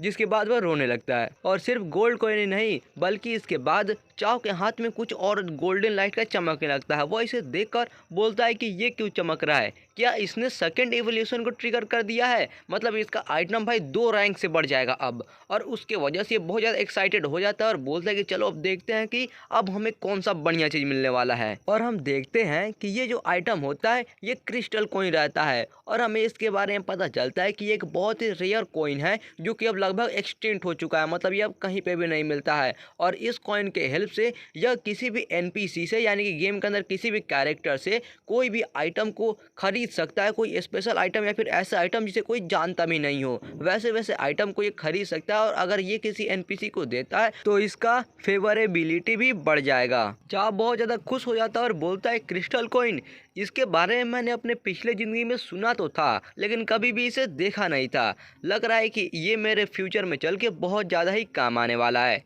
इसके बाद वह सारे आइटम्स को अपने बैग के अंदर डाल लेता है और फिर अपना बैग के अंदर और भी आइटम्स को चेक करने लगता है। बैग के अंदर हम देखते हैं इसके पास एक स्नेक स्वॉर्ड रहता है जो कि इसने जो सांप को मारा था उसी से ड्रॉप हुआ था और ये एक सिल्वर रंग का आइटम है, यानी कि यार ये काफ़ी अच्छा पावरफुल आइटम है। लेकिन यार बस इसका एक प्रॉब्लम है, क्योंकि इस स्वॉर्ड को सिर्फ कोई वॉरियर या फिर कोई असासिन ही यूज़ कर सकता है, यानी कि चाओ इसे इस्तेमाल नहीं कर सकता। चाओ उस स्वॉर्ड को देखता है और उतना खुश नहीं रहता। वह बोलता है कि अगर ये कोई धनुष रहता तो मेरे लिए सही रहता, लेकिन ये धनुष नहीं है, इसका मतलब मैं इसे इस्तेमाल नहीं कर सकता। लेकिन खैर अगर मैं इसे बेच दूँ तब भी मुझे कुछ अच्छा खासा पैसा मिल जाना चाहिए। और इसके बाद वह चेक करता है कि नेक्स्ट आइटम क्या है और नेक्स्ट आइटम को देखकर उसका आँख एकदम पीला यानी कि एकदम भाई गोल्डन कलर का हो जाता है और वो काफ़ी खुश हो जाता है और बोलता है कि हाँ ये आइटम सही है। हम देखते हैं कि चाओ बात कर रहा होता है इस एजर स्नेक आर्मर के बारे में, और ये भी एक सिल्वर ग्रेड का आर्मर रहता है जो कि यार काफ़ी सही रहता है। इसने जो डिफेंस बढ़ाया है यार, इसका डिफेंस भी काफ़ी सही है, यानी कि डिफेंस, हेल्थ और भी ये काफ़ी अच्छी अच्छी चीज़ बढ़ाता है। उसके अलावा इसके अंदर एक स्पेशल इफेक्ट भी रहता है, यानी कि ये 300 शील्ड पॉइंट भी देगा। यानी कि तुम ऐसे भी समझ सकते हो कि शील्ड पॉइंट एक तरह से एचपी होता है, यानी कि पहले शील्ड पॉइंट खत्म होगा तब इसको डैमेज पड़ेगा। यह देखकर चाक खुश हो जाता है और बोलता है कि मुझे याद है कि पिछली ज़िंदगी के अंदर ये सिर्फ एक नॉर्मल ग्रेड का ही आर्मर हुआ करता था जो कि सिर्फ थोड़े बहुत एट्रीब्यूट को बढ़ाता था और उतना कुछ ज़्यादा खास नहीं था, लेकिन मेरे एबिलिटी की वजह से ये अब नॉर्मल से सिल्वर रैंक का हो गया है, जिसकी वजह से इसके अंदर अब स्पेशल साइड इफेक्ट भी आ गए हैं। लेकिन ये इसको यूज़ करने के लिए 10 लेवल क्यों मांग रहा है? इसका मतलब तो यही हुआ कि इस बॉस को मारने के बाद ही मुझे कोई भी ऐसा बड़ा अपग्रेड नहीं मिलने वाला है। इसके बाद चाओ थोड़ा सोच में पड़ जाता है और सोचते सोचते उसको याद आता है कि अरे हाँ, मुझे तो जो रेपुटेशन सिस्टम है उसने एक सिल्वर ट्रेजर चेस्ट भी तो दिया था। जिसके बाद वो अपने उस सिल्वर ट्रेजर चेस्ट को ओपन करता है और वो काफ़ी मस्त तरीके से ओपन हो भी जाता है, और उसके बाद चाओ प्रेयर कर रहा होता है कि इस बार मुझे कोई घटिया चीज़ मत देना जो कि सिर्फ कोई दूसरे क्लास के ही लोग यूज़ कर सकते हो। हम देखते हैं कि उस ट्रेजर चेस्ट के अंदर से एक स्किल निकलता है जिसका नाम होता है 7 स्टार चेन एरो, और ये एक लेजेंडरी स्किल रहता है, मतलब भाई बहुत सही स्किल रहता है। इसके बाद हमें इस स्किल के बारे में पता चलता है जहाँ पे अगर इसको यूज़ करना हो तो उसके लिए 50 मैजिक पॉइंट की ज़रूरत पड़ेगी, और ये एक बार में 7 तीर को छोड़ेगा जो कि जो भी इनेमी होगा उसका जो हेल्थ रहेगा उस हेल्थ का 1% डैमेज देगा, और वो भी हर एक एरो, यानी कि 7 एरो 7% डैमेज देगा उसके असली हेल्थ का। और उसके अलावा इसका जो कूल डाउन है वह है 60 सेकेंड का। चाओ इस स्किल को देखकर बहुत ही ज़्यादा खुश हो जाता है और बोलता है कि ये स्किल तो एकदम गॉडली है और वो भी आर्चरस के लिए स्पेशल स्किल है। लेकिन वो बात अलग है कि अगर मैं इसे भी यूज़ करना चाहता हूँ तो उसके लिए मुझे फिर से लेवल 10 पे पहले पहुँचना होगा। लेकिन अगर दूसरी तरफ से देखा जाए तो एक बार अगर मैं लेवल 10 पे पहुँच जाऊँ तो उस टाइम पे मेरा डैमेज बहुत ही ज़्यादा बढ़ जाएगा, यानी कि अब मुझे जल्दी जल्दी लेवल अप करके लेवल 10 पे पहुँचना होगा। और यह अपने ही ख्याल में खोया हुआ रहता है कि उसे मदद की आवाज़ आती है, कोई इसे मदद के लिए पुकार रहा होता है। तब वह जाकर देखता है कि आखिर कौन है, और देखता है कि वहाँ पे एक औरत रहती है जो कि इसे देखकर बोलती है कि सर क्या आप मेरी मदद कर सकते हो, यहाँ पर मैं उस बड़े सांप से छुपी हुई हूँ।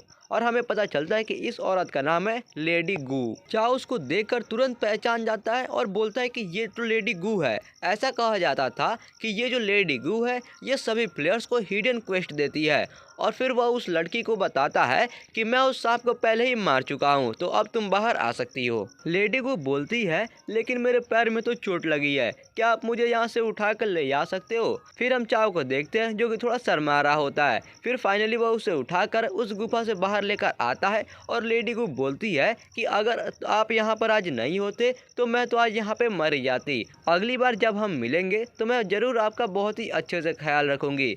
चाओ उसे देखकर बोलता है अगली बार से तुम्हारा क्या मतलब है, और चाओ वहीं पे उसे छोड़ देता है, जिसकी वजह से वो लेडी को वहीं पे ज़मीन पे नीचे गिरती है काफ़ी जोरदार। और गिरने के बाद वह बोलते हैं कि अभी मेरे पास कुछ भी नहीं है सिवाय मेरे शरीर के, तो क्या तुम चाहते हो। और वह इतना बोलती है कि हम चाओ को देखते जो कि काफ़ी गुस्से में उसके सामने आ जाता है और बोलता है ये सब बंद करो, मैं ये सब बिल्कुल नहीं चाहता। और फिर हम उस लेडी को देखते हैं जो कि बोलती है कि क्या बात है, तुम लग रहा है ये सारी बातें जानते हो। और फिर वह उसके बाद वह एक वेपन को निकालती है और हमें देखने को मिलता है कि यह एक मून ब्लेड नाम का वेपन रहता है जो कि एक डैगर होता है और ब्रोंज रैंक का रहता है, और वो भी भाई असासिन्स के लिए रहता है। जिसको देखकर यार चाओ और ज़्यादा गुस्सा हो जाता है और उसके हाथ पर मारकर उस डैगर को फेंक देता है। इसके बाद वह गुस्से में बोलता है कि मैं तुम्हें लास्ट चांस दे रहा हूँ, मुझे हिडन क्लास चाहिए। और फिर वो लेडी को बोलती है कि कौन से हिडन क्लास, तुम कौन सी हिडन क्लास की बात कर रहे हो। और वह फिर से गुस्से में बोलता है ऐसा लग रहा है कि तुम ऐसे नहीं मानोगी, अब मुझे एक 14 साल की छोटी लड़की को ढूंढना ही पड़ेगा जिसका सरनेम गू है और वो यहीं पे कहीं पास में ही रहती है। यह सुनकर लेडी को काफ़ी ज़्यादा डर जाती है और बोलती है कि ठीक है, मैं तुम्हें हिडन क्लास का रास्ता खोलने के लिए रेडी हूँ।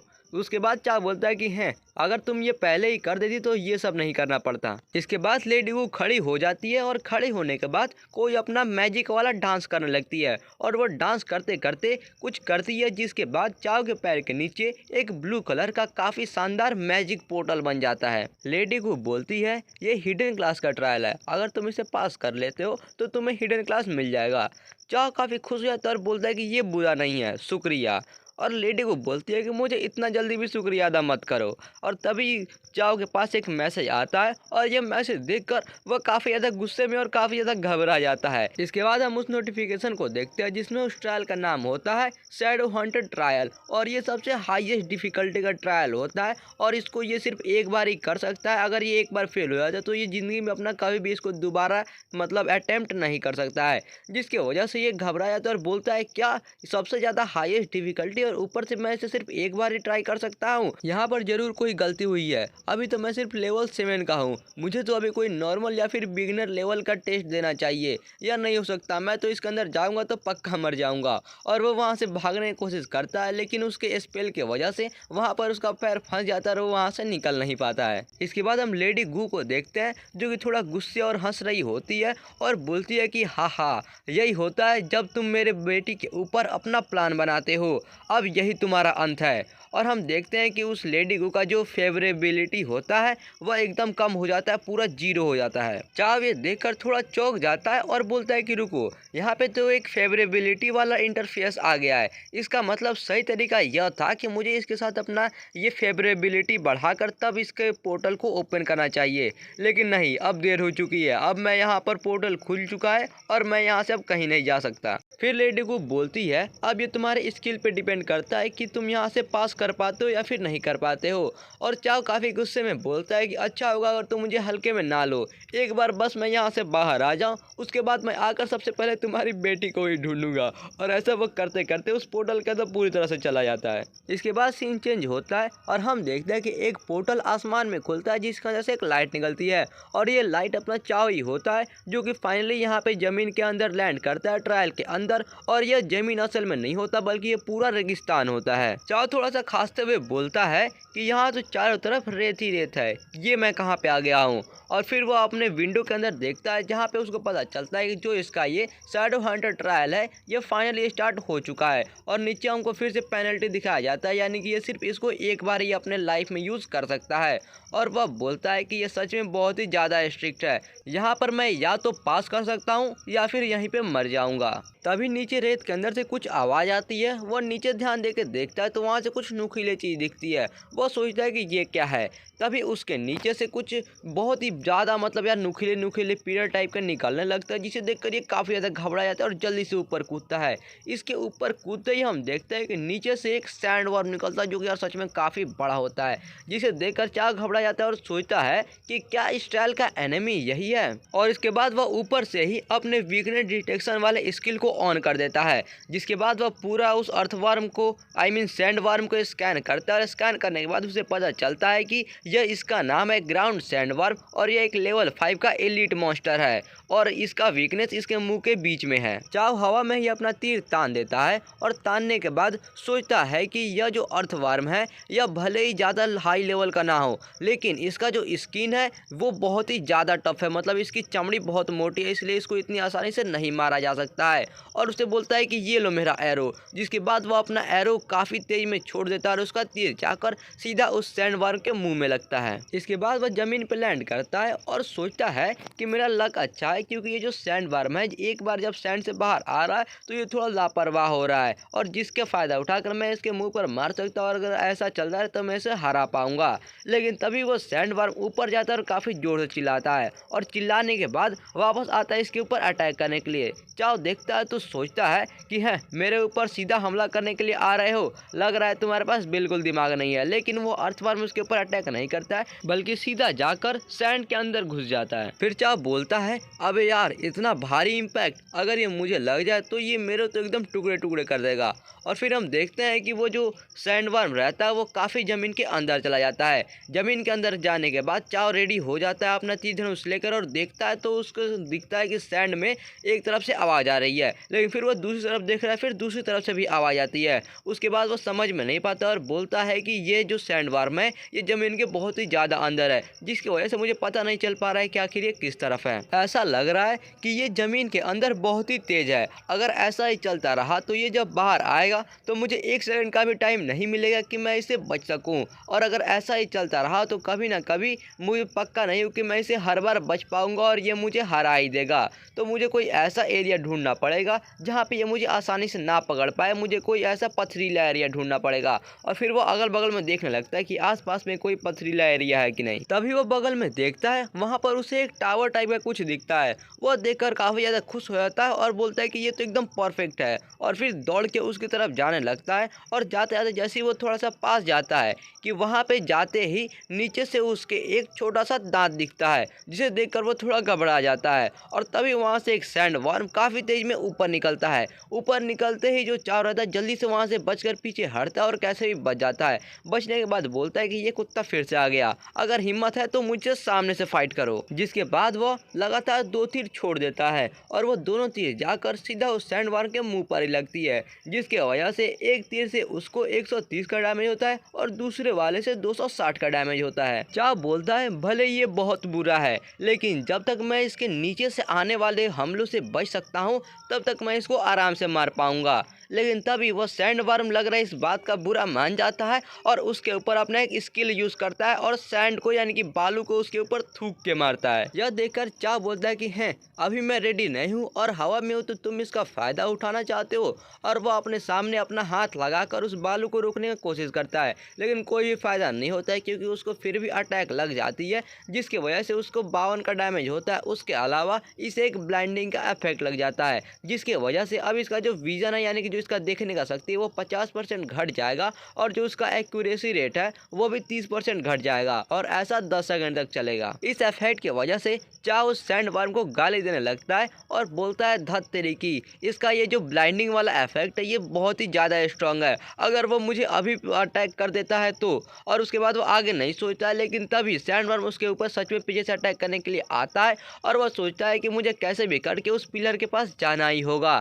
और वह तभी थोड़ा सा मतलब सुनता है, उस सैंडवर्म का आवाज़ आ जाता है और थोड़ा सा वो अपना आँख खोल के देखता है, तो उसे सैंडवर्म थोड़ा थोड़ा दिखता है, जिसकी वजह से वह कहीं ना कहीं भागने का सोचता है। और फिर वह शर्त लगाता है, यानी कि वह अब मतलब एक खेल खेलता है कि अब लाइफ या डेथ का, और वह जल्दी से एक डायरेक्शन के अंदर भागने लगता है। लेकिन लकीली वो जिस डायरेक्शन के अंदर भागता है उसी डायरेक्शन में वो पिलर होता है, और वो फाइनली उस पिलर के पास पहुंच जाता है। पिलर के पास पहुंचने के बाद चाव बोलता है कि चलो सही है, मेरा गेस सही था और मैं यहाँ पर आ गया। लेकिन तभी उसे एक साउंड आती है और बोलता है ये साउंड लग रहा है कि वह फिर से जमीन के अंदर घुस रहा है। दस तेरी की, एक तो वो जमीन के अंदर घुस रहा है, ऊपर से मुझे अंधा भी कर रहा है। ये यार सच में बहुत ज़्यादा दर्द दे रहा है। लेकिन बस दुख की बात ये है कि इसका अटैक पावर भले ही बहुत ज़्यादा स्ट्रांग हो, लेकिन जो इसका वीकनेस है वो भी बहुत ही ज़्यादा आसान है, क्योंकि मेरे पिछले वाले 2 तीर से और साथ ही साथ इसने मुझे जो 2 बार मेरे नीचे से अटैक किया है उससे मुझे पता चल चुका है। और तभी हमें देखने को मिलता है कि जो उसका ब्लाइंडिंग वाला इफेक्ट रहता है वो भी खत्म हो जाता है, यानी कि उसका 10 सेकंड खत्म हो चुका है।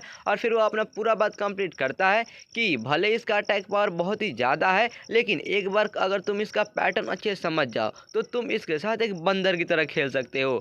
और फिर वो बोलता है कि बहुत अच्छे, मेरा अब ये स्टेटस इफेक्ट हट चुका है, यानी कि उसका ब्लाइंडिंग का इफेक्ट हट चुका है, चलो अब समय है इसके ऊपर हमला करने का। जिसके बाद वह चिल्लाकर बोलता है कीड़े, हिम्मत है तो बाहर निकलो और अपना मौत का सामना करो। और ऐसा लगता है कि सैंडवर्म चाव की बात को अपने दिल पर ले लेता है, जिसकी वजह से वो भी चाव के पैर के नीचे से फिर से निकलता है उसके ऊपर हमला करने के लिए। लेकिन चाव देखकर ये घबराता बिल्कुल भी नहीं है, बल्कि वो और भी हंसने लगता है, और हंसते हुए वहाँ से वो रास्ते से हट जाता है। तभी वो सैंडवर्म जल्दी से उसके पैर के नीचे से निकलता है उस पर हमला करने के लिए, लेकिन सही टाइम पे चाव फिर से पीछे हट जाता है, और हटने के बाद बोलता है कि तुम्हारे पास बस एक ही दिमाग है ना कीड़े। लेकिन इससे पहले कि चाव अपना अटैक करता, वो सैंडवर्म फिर से उसके ऊपर अपना थूक का अटैक कर देता है। लेकिन इस बार जो चाव रहता है वो अपना दिमाग लगाता है और उस पिलर के हेल्प से बच जाता है, और बोलता है कि मैं इसके पहले नहीं बच पाया था, लेकिन इस बार मैं इस पिलर के हेल्प से अपने हवे में ही रास्ते को चेंज कर सकता हूँ, जिसकी वजह से वो बच जाता है और हवे से ही फिर से एक तीर चला देता है, और वह तीर जाकर फिर से उस सैंडवर्म के मुंह पर लगता है, जिसकी वजह से फिर से उसका 260 का HP का माइनस होता है। अटैक करने के बाद चाओ फिर से जमीन पर लैंड करता है और लैंड करने के बाद काफी स्टाइल में बोलता है कि हे ऐसा लग रहा है कि अब तुम्हारे पास कोई भी अटैक नहीं बचा है मुझे मारने के लिए, तुम्हारे पास बस वही 2 अटैक है ना, अगर ऐसी बात है तो अब तुम मरने वाले हो। और जिसके बाद वो चला जाता है फिर से उसके ऊपर अटैक करने के लिए। जाने के बाद वो सीधा उस सैंडवर्म के मुंह के सामने चला जाता है और फिर उसके बाद वहां से वो अपना तीर चलाना शुरू करता है। पहला तीर मारता है, फिर दूसरा, फिर तीसरा, फिर चौथा, ऐसे ऐसे करके वो काफी सारे तीर को मारता है। और उतने सारे तीरों को मारने के बाद वो फाइनली एक आखिरी अटैक करता है और जैसे ही वो अटैक जाके उस सैंडवर्म को लगता है कि वो सैंडवर्म वहीं पे मर जाता है। सैंडवर्म के मरने के बाद चाओ का एक लेवल बढ़ जाता है और वो लेवल 8 पे चला जाता है। उसके अलावा उसे 10 कॉपर कॉइन मिलते हैं जो कि इवॉल्व होकर 10 सिल्वर कॉइन बन जाते हैं और उसे एक जूते भी मिलते हैं जिनका स्पेशल इफेक्ट रहता है कि वो सैंड वाले इलाके में इसका 10% मूवमेंट स्पीड बढ़ा देंगे। इन सभी आइटम्स को देखकर चाओ बोलता है ये किस प्रकार के कचरे हैं, और फिर वह सैंडवर्म की तरफ देखकर बोलता है कि हे अरे यार तुम देखने में तो इतने बड़े हो लेकिन ये तुम ऐसे कचरे आइटम कहाँ से दे रहे हो। अगर तुम्हारे मरने का ये जो एक्सपीरियंस पॉइंट है ये थोड़ा अच्छा नहीं होता तो मैं तुम्हें मरने के बाद भी अभी और कूदता। लेकिन तभी हम देखते हैं कि चाओ के पीछे जो टावर रहता है उसके अंदर जो सबसे नीचे वाला सिंबल रहता है वो चमकने लगता है और चाओ भी सोचता है कि आखिर ये सिंबल क्यों चमक रहा है। लेकिन जरा रुको, यहाँ पर तो ऐसे 8 सिंबल्स हैं लेकिन इसमें से तो सिर्फ ये जो सबसे नीचे वाला सिंबल है वही चमक रहा है। चाओ समझ जाता है कि यहाँ पे जरूर कुछ गड़बड़ है और तभी उसके सामने से बहुत सारे सैंडवर्म्स जमीन से निकलने लगते हैं। फिर वो कहता है धत तेरी की, मुझे लगा ही था। और इसके बाद सभी सैंडवर्म्स इसके सामने आ जाते एक साथ इसके ऊपर हमला करने के लिए। और उसके बाद चाओ सोचता है कि अगर बस यहाँ पर ये ट्रायल की वजह से ना होता तो सच में ये जगह बहुत ही अच्छी है लेवल अप करने के लिए। इसके बाद वो जो टावर रहता है उसके ऊपर चढ़ जाता है और चढ़ने के बाद बोलता है कि लेकिन अभी के टाइम पर मैं पक्का है कि नीचे नहीं रह सकता, क्योंकि अगर मैं नीचे एक भी कदम लेता हूँ तो हर डायरेक्शन से 7 बड़े बड़े कीड़े आकर एक साथ मेरे ऊपर हमला कर देंगे। भले ही मैं कितना ही तेज हूँ लेकिन मैं एक बार में उतने सारे कीड़ों से फाइट नहीं कर सकता। ये जो कीड़े हैं ये वहीं पे आ रहे हैं जहाँ पे वाइब्रेशंस हो रही है, तो आखिर मैं वाइब्रेशंस कैसे ला सकता हूँ? क्या मैं सीधा अपना तीर जमीन पे छोड़ दूँ? नहीं, अगर मैं ऐसा करता हूँ तो ये जितने भी कीड़े हैं ये सारे एक साथ वहाँ पे आ जाएंगे, जिसकी वजह से मैं एक जगह जहाँ पे हूँ ये भी बर्बाद हो जाएगा। मुझे कुछ ऐसा करना होगा कि मैं इनको बारी बारी एक एक करके निकाल कर बारी बारी करके मार पाऊँ। और तभी उसके दिमाग में एक बहुत ही मस्त आइडिया आता है और वो सोचता है कि समझ गया। इसके बाद वो अपने इन्वेंट्री को खोलता है और उसके अंदर से 8 सिल्वर कॉइन्स बाहर निकाल लेता है। वह सोचता है कि जो कॉपर कॉइन्स है वह बहुत ज़्यादा हल्के होते हैं इसलिए उससे काम नहीं हो पाएगा, इसलिए वह सिल्वर कॉइन को निकालता है और निकालने के बाद अपने सिल्वर कॉइन्स को वो नीचे ज़मीन पे फेंक देता है। और वह जैसे ही जाकर नीचे ज़मीन पे लगते हैं वैसे ही नीचे से एक सैंडवर्म काफ़ी तेज़ में ज़मीन से बाहर निकलता है वहाँ पे हमला करने के लिए।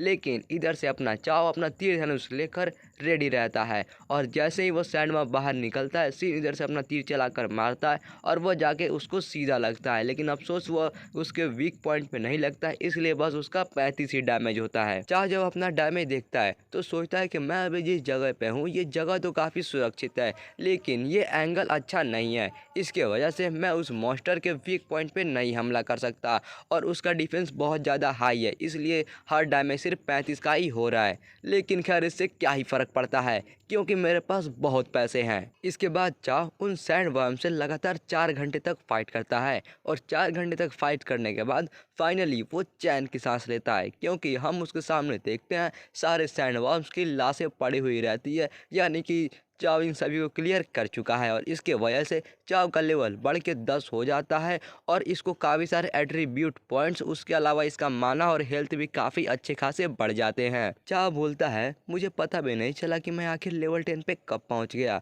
और इसकी वजह से मुझे 15 फ्री के एट्रीब्यूट पॉइंट भी मिल गए हैं। और एट्रीब्यूट पॉइंट से मुझे याद आया और उसके बाद वो अपना पर्सनल इन्फॉर्मेशन चेक करता है जहाँ पे इसका हेल्थ सबसे ज़्यादा रहता है, मतलब भाई 2000 से भी ज़्यादा रहता है और जो इसके बाकी के स्टैट पॉइंट्स रहते हैं वो भी इसके लेवल के हिसाब से काफ़ी अच्छे रहते हैं। लेकिन उसके बाद चाओ कहता है कि मैंने इतने सारे कीड़ों को मार दिया लेकिन फिर भी मुझे कुछ अच्छा लूट क्यों नहीं मिल रहा है, क्या इसका ये कारण है कि मेरा जो लक है वह 0 है।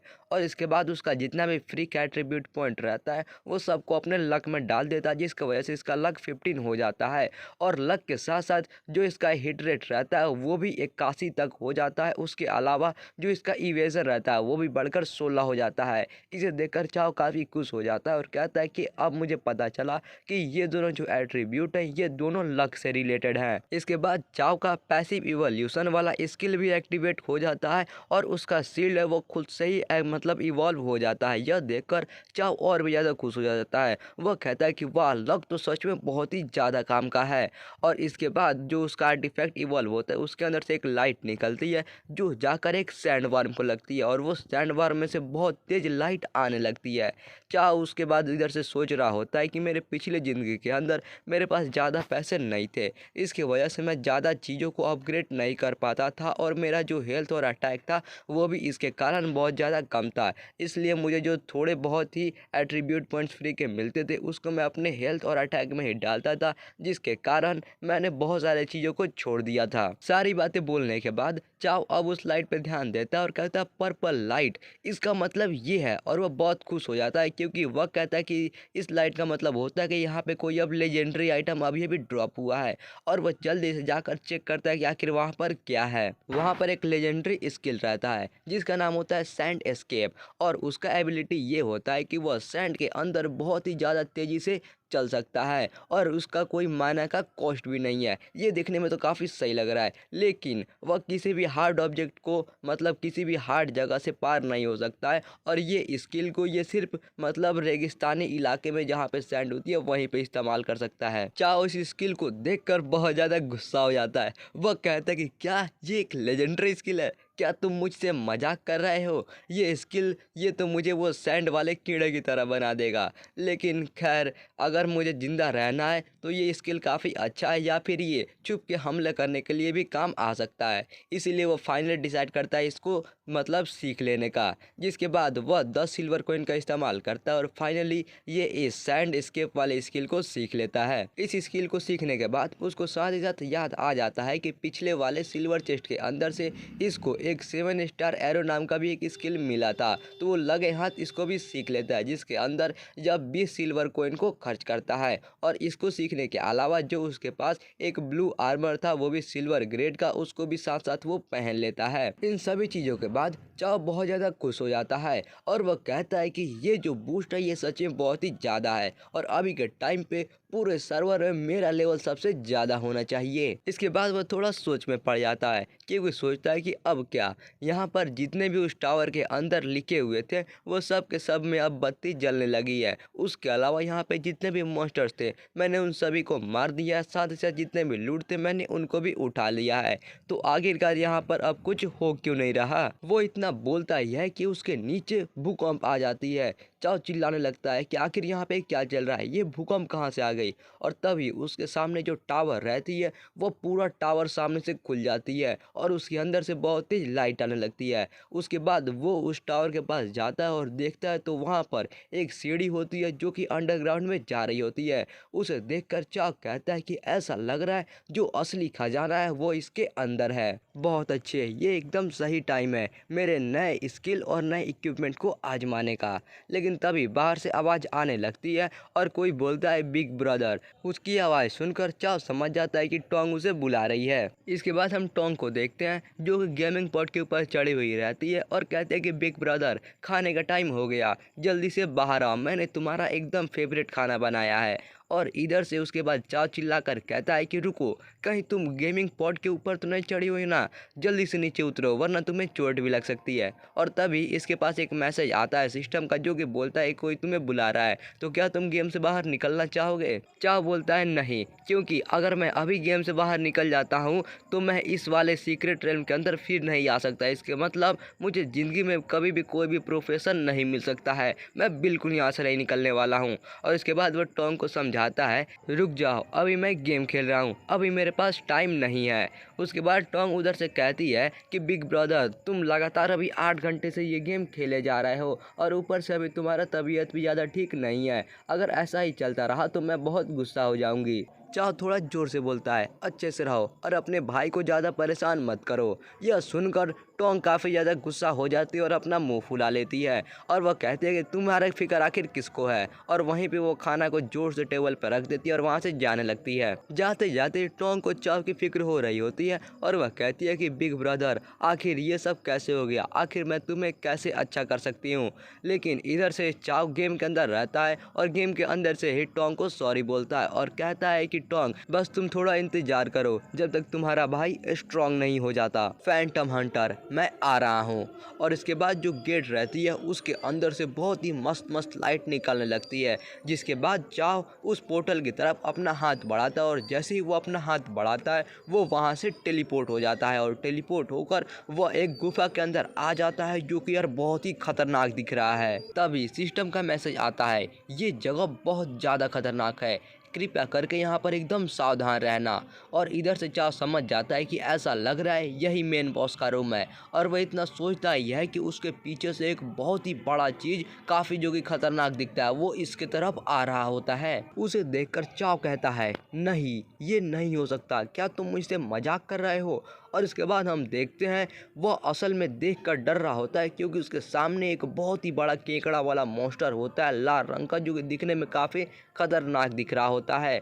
चाव कहता है कि ये रेगिस्तान के अंदर ऐसा केकड़ा कहाँ से आ गया। इसके बाद हम उस बॉस का इन्फॉर्मेशन देखते हैं जहाँ पे हमें पता चलता है कि ये एक गोल्ड रैंक का बॉस है जिसका नाम है सैंड किंग, और ये एक लेवल 15 का बॉस मॉन्स्टर है। इसके बाद चाव उसको इन्फॉर्मेशन मतलब चेक करता है तो वो बोलता है कि इस बॉस का जो डिफेंस और हेल्थ है ये तो बहुत ही ज़्यादा है। इसके बाद वो अपने स्किल के हेल्प से उसका वीकनेस ढूंढने का कोशिश करता है, लेकिन सिस्टम बताता है कि इस क्रैब मॉन्स्टर के पास कोई भी वीकनेस नहीं है, जिसे सुनकर चाव चौंक जाता है। वो कहता है क्या इसके पास कोई भी वीकनेस नहीं है। तभी वो केकड़ा चाव के ऊपर हमला कर देता है, और जैसे ही वो हमला करता है कि चाव जल्दी से वहाँ से हट के उसके हमले से बच जाता है। और वह कहता है कि मेरा लक अच्छा है कि ये मॉन्स्टर बड़े वाले साइज वाला मॉन्स्टर है जिसकी वजह से ये बहुत ज़्यादा तेज नहीं है। और वह खुशी मनाए उससे पहले उसको बहुत जोर का एक झटका लगता है और उसका 100 HP खत्म हो जाता है।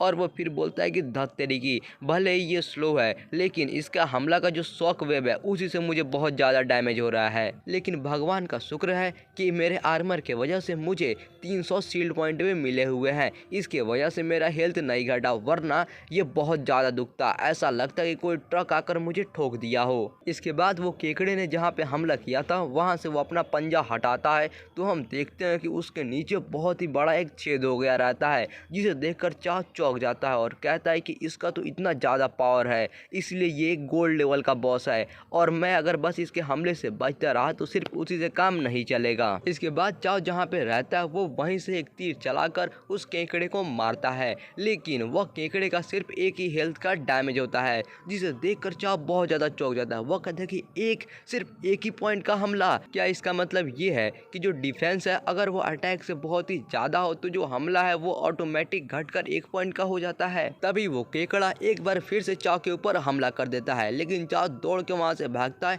और कहता है कि मैं बस इधर उधर कूद के इसके हमले से नहीं बच सकता, मुझे अपना स्पीड का फ़ायदा उठाकर जल्दी से भागना होगा, वरना मुझे इसके शॉक वेव से ही मैं मर जाऊँगा। और तभी वो केकड़ा वाला मॉन्स्टर उसके ऊपर और ज़्यादा हमला करते जाता है और चाव उसके बाद काफ़ी घबराने लगता है और कहता है धत तेरी की, अगर ऐसा ही चलता रहा तो इससे बचने का मेरे पास और कोई भी रास्ता नहीं बचेगा। वह केकड़ा एक बार फिर से बहुत ही जोरदार हमला करता है चाव पे, और हमला करने के बाद हम देखते हैं कि वहाँ पर एक बार फिर से गड्ढा हो गया है, लेकिन वहाँ पर चाव होता ही नहीं है, जिसे देखकर केकड़ा उसे ढूंढने लगता है कि वो कहाँ पे है। और हम चाव को देखते हैं जो कि उसी केकड़े के हाथ के ऊपर लटका हुआ रहता है और कहता है कि ये तो बहुत ही ज़्यादा करीब था। लेकिन तभी वो केकड़ा समझ जाता है कि चाव कहाँ पे है और वह जोर जोर से अपना हाथ हिलाने लगता है, और हिलाने के बाद चाव को वो ऊपर की तरफ फेंक देता है। ऊपर से ही चाव कहता है तुम कमीने कहीं के, और नीचे से जो केकड़ा रहता है वो अपना मुंह खोल लेकर रेडी रहता है चाव को खाने के लिए। और उसके बाद ऊपर से ही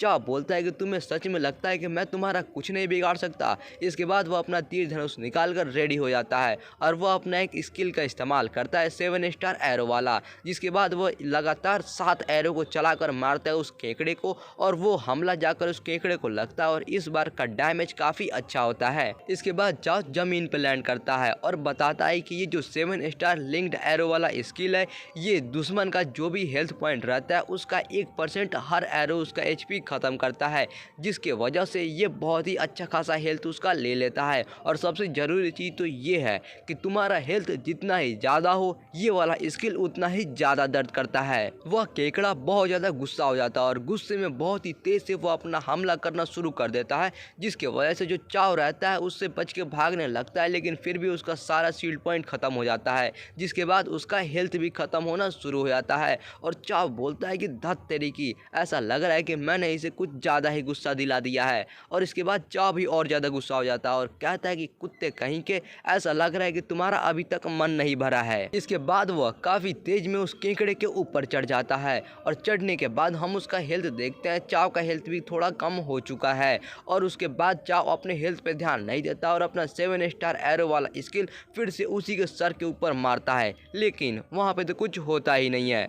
यह देखकर वह थोड़ा देर के लिए शांत हो जाता है और तब उसे याद आता है कि उसका माना तो बहुत ही ज़्यादा लो है अभी के टाइम पे। चाव कहता है ये जो 7 स्टार एरो है ये स्किल भले ही बहुत ज़्यादा पावरफुल है, लेकिन मेरा माना उतना नहीं है कि मैं एक बार में ही इसे 2 बार इस्तेमाल कर पाऊँ। और अभी के टाइम पे मुझे जो 2 माना मिले हैं ये मेरे ऑटो रिकवरी की वजह से है। मेरा जो मेंटल मतलब स्ट्रेंथ है उसके हिसाब से मैं हर मिनट में 5 माना को ऑटोमेटिक रिकवर कर सकता हूँ। इसका मतलब मुझे अगर दोबारा इस पे हमला करना है तो उसके लिए मुझे 4 मिनट और इंतज़ार करना होगा, लेकिन वह केकड़ा इसको टाइम नहीं देता और सीधा वह ऊपर कूद जाता है। और तब चाव सोचता है कि ऐसा लग रहा है कि ये ऊपर कूद के मुझे छत से टकरवाना चाहता है ताकि मैं इसके सर से उतर जाऊं। इसके बाद चाव उसके सर से नीचे उतर जाता है और कहता है कि तुम्हारे लिए बहुत बुरा है, क्योंकि अगर तुम मुझे ऊपर टकराना चाहते हो तो इसके लिए तुम्हें अपना स्पीड 10 गुना से भी ज़्यादा बढ़ाना होगा। लेकिन तभी वह नीचे से कुछ नोटिस करता है और वह देख लेता है कि आखिर उस केकड़े का वीकनेस कहाँ पे है। फिर चाव कहता है कि ये क्या चल रहा है, आखिर इसका वीकनेस कहाँ से आ गया।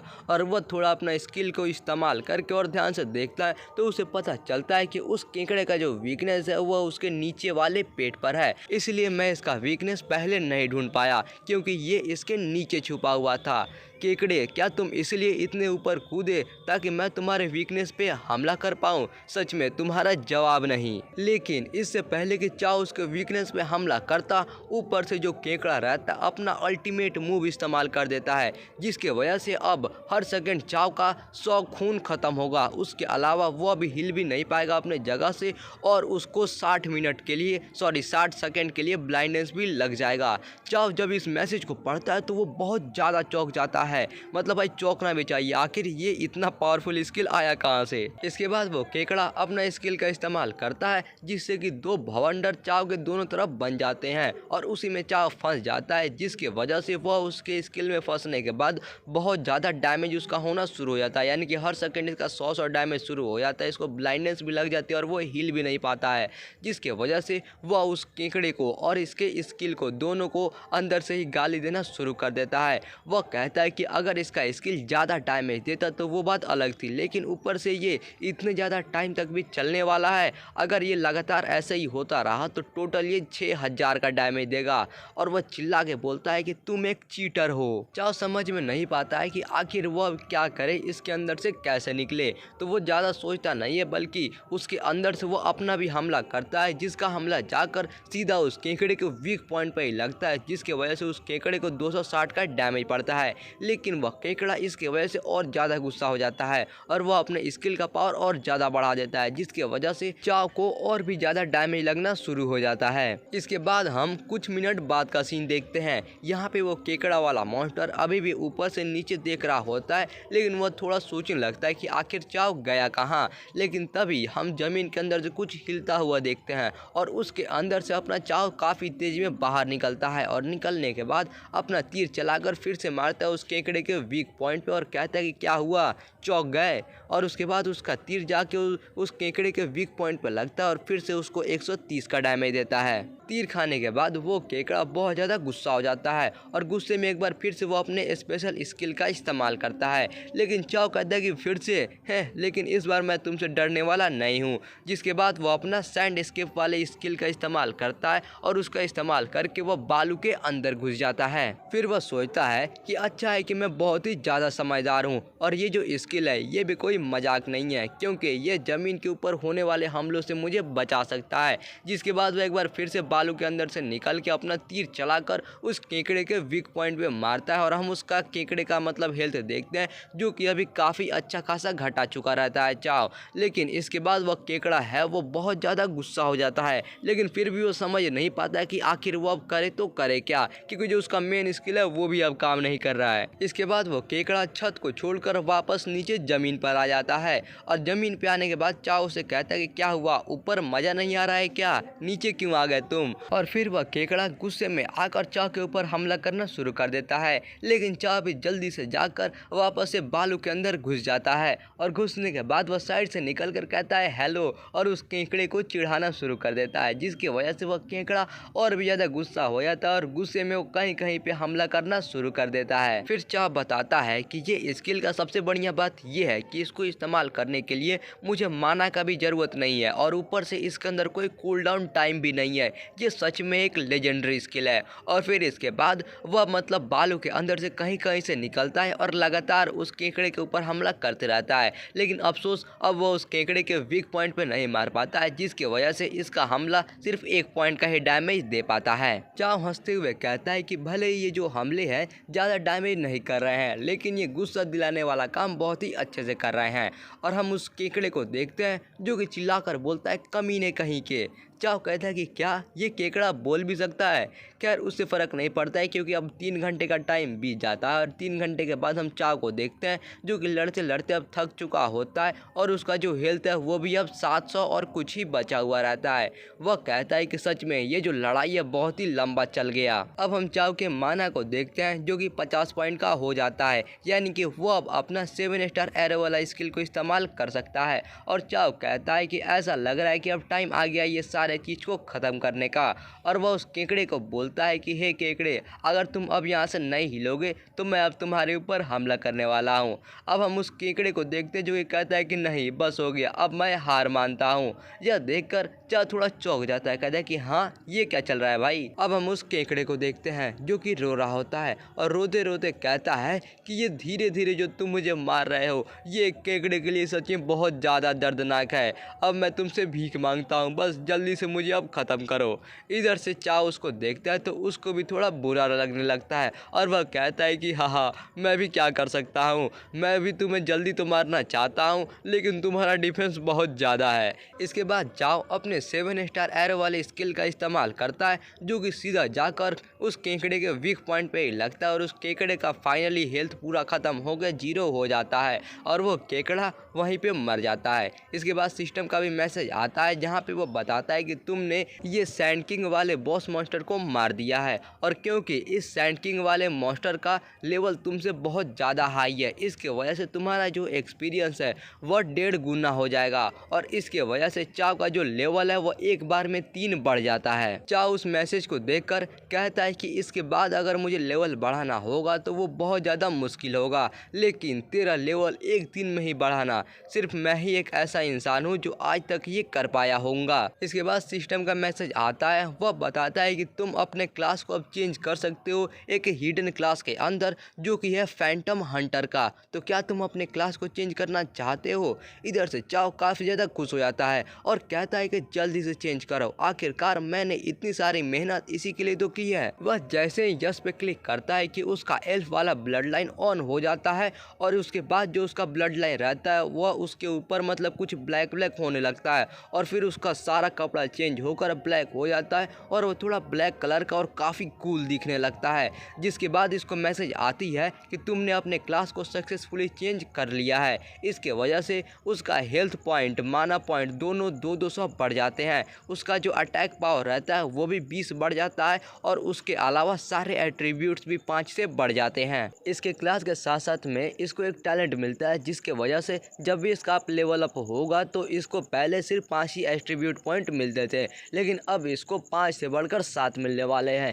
यह देखकर भाई ये तो बहुत ही ज़्यादा खुश हो जाता है। वह कहता है कि वाह, इसका मतलब तो ये हुआ कि इसका मतलब अब मैं इसके बाद से जब भी लेवल अप करूँगा तो मेरा जो एट्रीब्यूट पॉइंट है वो 5 से 7 बढ़ने वाला है। इसका मतलब कि मुझे 2 फ्री के एट्रीब्यूट पॉइंट मिलने वाले हैं। उसको सिर्फ टैलेंट ही नहीं बल्कि 2 और स्किल भी मिलते हैं, जिसमें से एक होता है फैंटम शैडो और दूसरा होता है डेथ ट्रैप। जिसके बाद चाओ कहता है कि ये जो दोनों स्किल है ये अभी के टाइम पे देखने में तो एवरेज लग रहा है, बहुत ज़्यादा कुछ खास नहीं है, लेकिन असल में ये जो दोनों स्किल है ये दोनों ग्रोथ टाइप वाले स्किल है। मतलब कि ये ग्रो होकर आगे चलकर ये बहुत ज़्यादा पावरफुल हो जाएंगे। और ऊपर से ये जो डेथ ट्रैप वाला स्किल है इससे मुझे 100% डैमेज बोनस मिलने वाला है। इसका मतलब अगर मैं इसको मतलब फैंटम्स के आउटपुट के साथ मिला दूँ तो ये एक बार में ही किसी को मार सकता है। सच में ये एकदम एक हिडन क्लास के लायक है। इसके बाद चाओ अपने साइड में देखता है और कहता है कि मैं सोच रहा हूँ कि आखिर ये जो फैंटम है ये आखिर क्या चीज़ में इवॉल्व हो सकता है। और ये अपने विंडो में देखता है तो पता चलता है कि जो इसका मतलब टैलेंट रहता है सब कुछ इवॉल्व करने का, अभी भी उसके अंदर 5 घंटे का कूलडाउन बाकी रहता है। तभी उसका जो पैसिव इवोल्यूशन रहता है वो अपने आप ही एक्टिवेट हो जाता है और वह एकदम खुश हो जाता है और कहता है कि मैंने एकदम सही काम किया लक के अंदर अपना इन्वेस्ट कर कर। और उसके हाथ में से एक लाइट निकल कर जाती है और जो बॉस मॉन्स्टर मरा हुआ रहता है उसके ऊपर जाकर वो लाइट लगती है। इसके बाद हम मैसेज में देखते हैं कि उसको बहुत सारे गोल्ड कॉइन्स, बहुत सारे सिल्वर कॉइन्स और 2 क्रिस्टल जेम भी मिल जाते हैं, जिसकी वजह से हम इसका टोटल पैसा देख सकते हैं, जिसे आप लोग चाहो तो पढ़ लो। तो इसके बाद चाओ काफ़ी ज़्यादा खुश हो जाता है और कहता है कि चलो हम अपने लिए एक गोल सेट करते हैं छोटा सा। और वह सेट करता है अपने लिए 1 बिलियन गोल्ड कमाने का। मतलब भाई यार 1 बिलियन, ये इसको छोटा गोल लग रहा है। खैर इसके बाद वह बोलता है कि चलो अब देखते हैं कि आखिर इस बॉस मॉन्स्टर से कौन सी अच्छी चीज़ें ड्रॉप होने वाली है।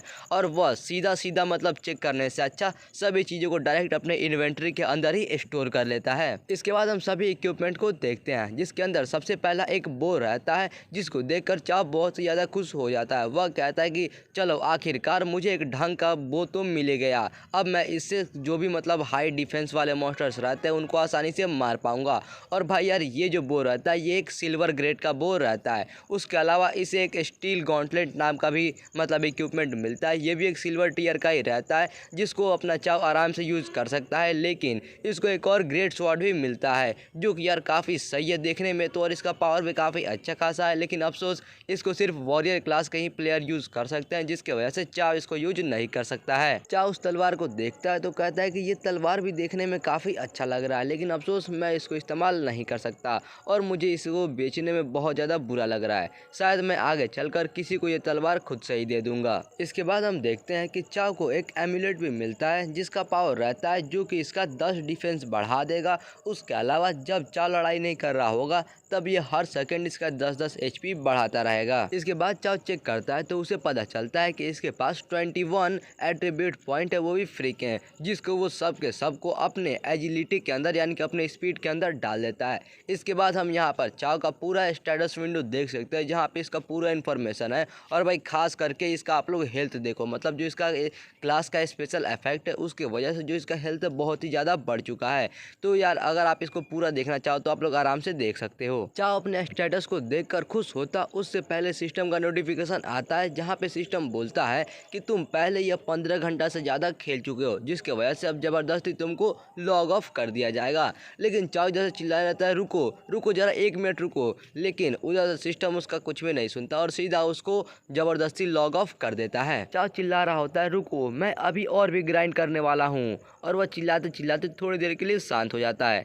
इसके बाद हम देखते हैं कि चाव अपने गेमिंग कैप्सूल के अंदर अभी भी बैठा हुआ रहता है और वह सोचता है कि आखिर मेरे जैसे एडल्ट की ये गेमिंग कैप्सूल के अंदर एंटी एडिक्शन वाला सिस्टम किसने डाल दिया। लेकिन अभी के टाइम पे सब कुछ एकदम सही चल रहा है। अगर ऐसा ही चलता रहा तो बहुत जल्द साउटियान और वो सब जिन्होंने मुझे धोखा दिया था वो भुगतेंगे। सीन चेंज होता है और हम देखते हैं कि टोंग वहीं पर लेटी हुई रहती है और उसके बगल में चाव बैठा हुआ रहता है अपने व्हील चेयर के ऊपर और कहता है कि ऐसा लग रहा है कि ये आखिरकार मेरे हॉस्पिटल के रूम में ही सो गई थी। इसके बाद वह जो पोरेज रहता है उसको उठाता है और कहता है कि ये जो पोरेज है दिखने में तो काफ़ी अच्छा लग रहा है। ये जो स्याओ टोंग है पहले के टाइम पे एकदम प्रिंसेस की तरह रहती थी, कुछ भी नहीं करती थी, लेकिन अब ये मेरे बॉडी का और मेरे मूड का इतना ख्याल रख रही है। ऐसा लग रहा है कि इसने ये सभी चीज़ें करने के लिए बहुत सहा होगा। एक बार मेरा बदला पूरा हो जाए उसके बाद मैं पूरा ख्याल रखूँगा कि ये एक अच्छी ज़िंदगी जी पाएगी। और उसके बाद वो उस पोरेज को चम्मच में लेकर एक चम्मच खा लेता है, लेकिन खाते ही उसके नाक में से खून निकलना शुरू हो जाता है और उसका मुंह एकदम सड़ा हुआ बन जाता है। वह मन में ही सोचता है कि ऐसा लग रहा है किसी ने एक नमक के ढेले को किसी गंदे पानी के अंदर उबाल दिया हो। और तभी उधर से टोंग की भी नींद खुल जाती है। टोंग उठने के बाद कहते हैं कि आखिरकार तुमने गेम खेलना बंद कर ही दिया। इधर से चाव कहता है कि नहीं, मुझे माफ़ कर देना, मैं तुम्हें उठाना नहीं चाहता था। और उधर से टोंग कहती है कि अच्छा तो तुम ये मेरा पोरेज पी रहे हो, इसको मैंने खुद से ही बनाया है, आखिर ये तुम्हें कैसा लग रहा है। फिर उसके बाद वो कहता है अच्छा है, ये एकदम फ्रेश लग रहा है और इसका स्वाद भी एकदम अच्छा लग रहा है। इसके बाद टोंग अपना एक क्यूट सा फेस बनाती है और कहती है कि अगर ऐसी बात है तो जल्दी करो और इसे पूरा खा जाओ, तुम्हें जरूर बहुत जोर के भूख लगी होगी। इधर से चाव समझ में नहीं पाता है कि आखिर वो करे तो करे क्या। और इसके बाद वो पोरेज की तरफ देखता है। भाई ऐसा लगता है कि उसके अंदर से किसी की आत्मा निकल रही हो, लेकिन फिर भी वह कैसे भी करके रोते रोते वो पूरा पोरेज खा जाता है। इसके बाद हम अगले दिन का सीन देखते हैं जहाँ पे चाव अपने बिस्तर पे बैठा हुआ रहता है और उसका मुंह एकदम सड़ा हुआ रहता है। और भाई यार इसका मुंह ऐसा क्यों है आप लोगों को पता ही होगा। खैर इसके बाद एक नर्स वहाँ पे आती है और कहती है कि मिस्टर सिंह आखिर आज आपका हाल कैसा है। कल आपका मतलब एकदम ज़्यादा पेट खराब हो गया था, आप बहुत ज़्यादा उल्टी भी कर रहे थे, आपको डायरिया भी हो गया था, इसके वजह से मिस बहुत ज़्यादा डर गई थी। वो नर्स अपने मन में सोच रही होती है कि ये लड़का बहुत ही ज़्यादा अमीर है और उसके ऊपर से ये बहुत ज़्यादा हैंडसम भी है। भले ही ये एक लंगड़ा है लेकिन अगर मैं इसके साथ रहूँ तो मैं भी एक एकदम लग्जरी वाली एकदम अमीरों की ज़िंदगी जी सकती हूँ। चाव बोलता है मैं ठीक हूँ, बस मैं थोड़ा कल ज़्यादा गेम खेलते खेलते थक गया था। इसके बाद नर्स बोलती है कि ठीक है, अगर आपको कुछ भी की ज़रूरत पड़ती है तो बस मुझे बुला लेना, मैं आपकी हेल्थ के लिए कुछ भी करूँगी। चाव समझ जाता है कि वो क्या करना चाहती है, लेकिन भाई वो सीधा मुंह पे बोलता है कि अगर ऐसा बात है तो मेरा थोड़ा मदद करो और मेरा जो ये व्हील चेयर है इसको धक्का देकर गेम पॉड के पास ले चलो, क्योंकि मैं गेम खेलना चाहता हूँ। वह ये बात सुनते तो कहते क्या, वो समझ नहीं पाती कि आखिर ये हुआ क्या, और वो बहुत ज़्यादा गुस्सा हो जाती है और कहती है क्या मेरा वैल्यू एक गेम से भी कम है। नर्स चाव को ले जाती है और ले जाकर उस गेमिंग पॉड के अंदर बैठा देती है और वहाँ से जाने लगती है। जाते जाते सोचती है कि क्या मैंने आज अपना मेकअप थोड़ा अच्छा से नहीं किया। इसके बाद वो वहाँ से चले जाते हैं और हम चाव को देखते हैं जो कि अभी वो गेमिंग पॉड के अंदर बैठा हुआ रहता है और वो बोलता है स्टार्ट। इसके बाद गेम स्टार्ट हो जाता है और हम देखते हैं कि चाव गेम के अंदर आ चुका है। आने के बाद हम देखते हैं कि चाव के आसपास बहुत सारे और भी प्लेयर्स इधर उधर कहीं कहीं पे घूम रहे होते हैं और सिस्टम का मैसेज आता है जहां पे पहले तो सिस्टम चाव को वेलकम बैक करता है और हमें पता चलता है कि अभी के टाइम पर इस गेम के अंदर 3 लाख प्लेयर ऑनलाइन हैं। इसके बाद चाव बोलता है कि ऐसा लग रहा है कि इस गेम के अंदर लोग सिर्फ गेमिंग पॉड से ही नहीं बल्कि अब थोड़े मतलब जो सस्ते रहते हैं VR डिवाइसेस उसका इस्तेमाल करके भी गेम को ज्वाइन करना शुरू कर चुके हैं। 1 महीने के अंदर इस पूरे दुनिया के लोग इस गेम के अंदर ज्वाइन करना शुरू कर देंगे, जिसके वजह से इसके अंदर 100 मिलियन से भी ज़्यादा प्लेयर हो जाएंगे। इसलिए मुझे थोड़ा और जल्दी करना होगा और जल्दी मुझे अपना लेवल अप करना होगा। अब वह अपने इक्विपमेंट को देख रहा होता है जहाँ पे उसके पास और तो काफ़ी सारे अच्छे इक्विपमेंट होते हैं, लेकिन अभी भी उसके पास कोई भी हेलमेट या फिर पैंट्स नहीं रहती है और वह अपने इक्विपमेंट को देखकर उतना कुछ ज़्यादा खुश नहीं लग रहा रहता है। और वह कहता है कि मुझे थोड़ा और टॉप टियर की गियर की ज़रूरत है क्योंकि इतना में इसका काम नहीं चलने वाला है। तो वह सोचता है कि क्यों ना मैं जाकर कोई लेवल 20 या फिर लेवल 20 से ऊपर वाले बॉस से फाइट करूं। इसके बाद चाव एक दुकान के अंदर जाता है। उसके अंदर जाते ही जो दुकान का मालिक रहता है वो चाव को देखता है तो सोचता है कि अच्छा एक कस्टमर आ गया, लेकिन तभी वह चाव को ध्यान से देखता है तो उसको दिखता है उसका सिल्वर ग्रेड का आर्मर, जिसे देखकर वह समझ जाता है कि भाई ये तो माल वाली पार्टी है। और इसके बाद वह काफ़ी खुशी खुशी बोलता है, डियर कस्टमर, आखिर आप यहाँ पे क्या लेना चाहोगे। चाव वहाँ पे रखे हुए बहुत सारे इक्विपमेंट को देखता है और बोलता है कि जैसा कि मैंने सोचा था, यहाँ पे सब ये ब्रोंज लेवल के कचरा ही रखा हुआ है। और वो अपने मन में सोचता है कि ऐसा लग रहा है कि जितना भी गोल्ड लेवल का अच्छा अच्छा इक्विपमेंट है वो सब पहले इस दुकानदार ने कहीं पे छुपा के रखा है। और उसके बाद वो दुकानदार से बोलता है कि मुझे तुम्हारा ट्रेजर वाले सारे आइटम चाहिए, यानी कि अच्छे अच्छे आइटम वो मांगता है। लेकिन दुकानदार वो समझ नहीं पाता और कहता है, क्या ट्रेजर आइटम, तुम किसकी बात कर रहे हो? हमारे दुकान में यही सारे आइटम्स है जो कि अभी आपको सामने दिख रही है। अगर आपको इसमें से कोई पसंद है तो मुझे बता दो, मैं इसी में आपको कुछ डिस्काउंट दे दूंगा। हमारे दुकान में ऐसा वो ट्रेजर आइटम वाला कोई भी चीज़ नहीं है, और अगर होता भी तो मुझे नहीं लगता कि आप उसे अफोर्ड कर पाते। लेकिन भाई चाव इन बातों से रुकने वाला थोड़ी ना है। वो अपने पॉकेट से एक क्रिस्टल कॉइन निकालता है और निकाल के उस दुकानदार की तरफ फेंक देता है और कहता है कि इसके बारे में क्या ख्याल है। इसके बाद वो दुकानदार सावधानी से उस क्रिस्टल कॉइन को अपने हाथ में पकड़े तो कहता है, वाओ, ये तो मेरी ही गलती कि मैंने आपने जैसा महान इंसान को पहचानने में गलती कर दी। और इसके बाद जो उसका फेवरेबिलिटी रहता है वो भी 70 से बढ़ जाता है। इसके बाद वो दुकानदार वहाँ पर एक सीक्रेट रूम को खोल देता है और खोलने के बाद हम देखते हैं उसके अंदर बहुत सारे हथियार, बहुत सारे आर्मर पड़े हुए रहते हैं। फिर वो दुकानदार कहता है कि सर, इसके अंदर जितने भी ये सारे आइटम्स हैं ये सिर्फ सर्वर खुलने के 30 दिन बाद ही मतलब बेचे जाने चाहिए थे, लेकिन क्योंकि आप यहाँ पर आ गए हो तो आप आने के बाद यहाँ पर एक आइटम को चुन सकते हो। चाव उन सभी हथियार को देखता है और देखने के बाद कहता है कि ये सारे के सारे तो सिल्वर रंग के एकदम कचरे हैं। उधर से दुकानदार कहता है, क्या सिल्वर रंग को ये कचरा बोल रहा है? इसके बाद वहीं पे चाव को किसी चीज़ पे ध्यान पड़ता है और उसके बाद वह कहता है कि बॉस, मैं ये मास्क को खरीदना चाहता हूँ। और हम देखते हैं वहाँ पर एक मास्क रहता है जिसके अंदर से काफ़ी मस्त ग्लो निकल रहा होता है। वह दुकानदार बोलता है, यंग मैन, तुम्हारा आंखें सच में बहुत ही तेज है, क्योंकि यह सिर्फ हमारे दुकान के अंदर एक लौता ही गोल्ड पीस का इक्विपमेंट है जो कि मास्क वाला है, और ये पूरे सर्वर के अंदर एक लौता ही मतलब मास्क वाला इक्विपमेंट है जो कि गोल्ड रैंक का है। यह असल में तो इसका जो दाम है वह 2 लाख गोल्ड कॉइन्स है, लेकिन क्योंकि तुमने मुझे एक क्रिस्टल जेम वाला मतलब कॉइन दिया है, इसकी वजह से मैं तुमको ये सिर्फ 1.5 लाख में देने के लिए ही तैयार हूँ। इससे पहले कि दुकानदार आए कुछ बोलता, चाव तुरंत 2 लाख गोल्ड कॉइन्स अपने अकाउंट के अंदर रिचार्ज करता है और रिचार्ज करके वह भेज देता है उस दुकानदार के पास। वह दुकानदार अभी बोल ही रहा होता है कि 1.5 लाख गोल्ड कॉइन्स बहुत ही ज़्यादा होते हैं। एक जो एवरेज आदमी रहता है उसको एक पूरा साल लग जाता है इतना गोल्ड कॉइन्स कमाने में। लेकिन तभी वो सामने अपना मैसेज देख के चौंक जाता है कि उसको 2 लाख गोल्ड कॉइन मिल भी चुका है। मतलब भाई वो डिस्काउंट दे रहा था, लेकिन भाई चाव अपना डिस्काउंट नहीं लेता, सीधा 2 लाख पैसे इसके मुंह पे मारता है। इसके बाद चाव कहता है, ये लो अपना 2 लाख गोल्ड कॉइन्स, मुझे तुम्हारे डिस्काउंट की ज़रूरत नहीं है, उसको अपने पास ही रखो। लेकिन याद रखना, अगर इसके बाद तुमको कुछ अच्छा आइटम मिलता है तो उसको लिए सबसे पहले मुझे बता देना। इधर से दुकानदार कहता है, कोई दिक्कत नहीं है वीआईपी कस्टमर। चाव हमें बताता है कि ये जो 2 लाख गोल्ड कॉइन्स है ये रियल लाइफ के 2 मिलियन यानी कि भाई 20 लाख के बराबर है, और ये एक अच्छे से हेड गियर के लिए बिल्कुल भी कुछ महंगा चीज़ नहीं है। मतलब भाई इसको 20 लाख रुपए महंगे नहीं लग रहे हैं। भाई क्या ही तो अमीर आदमी है।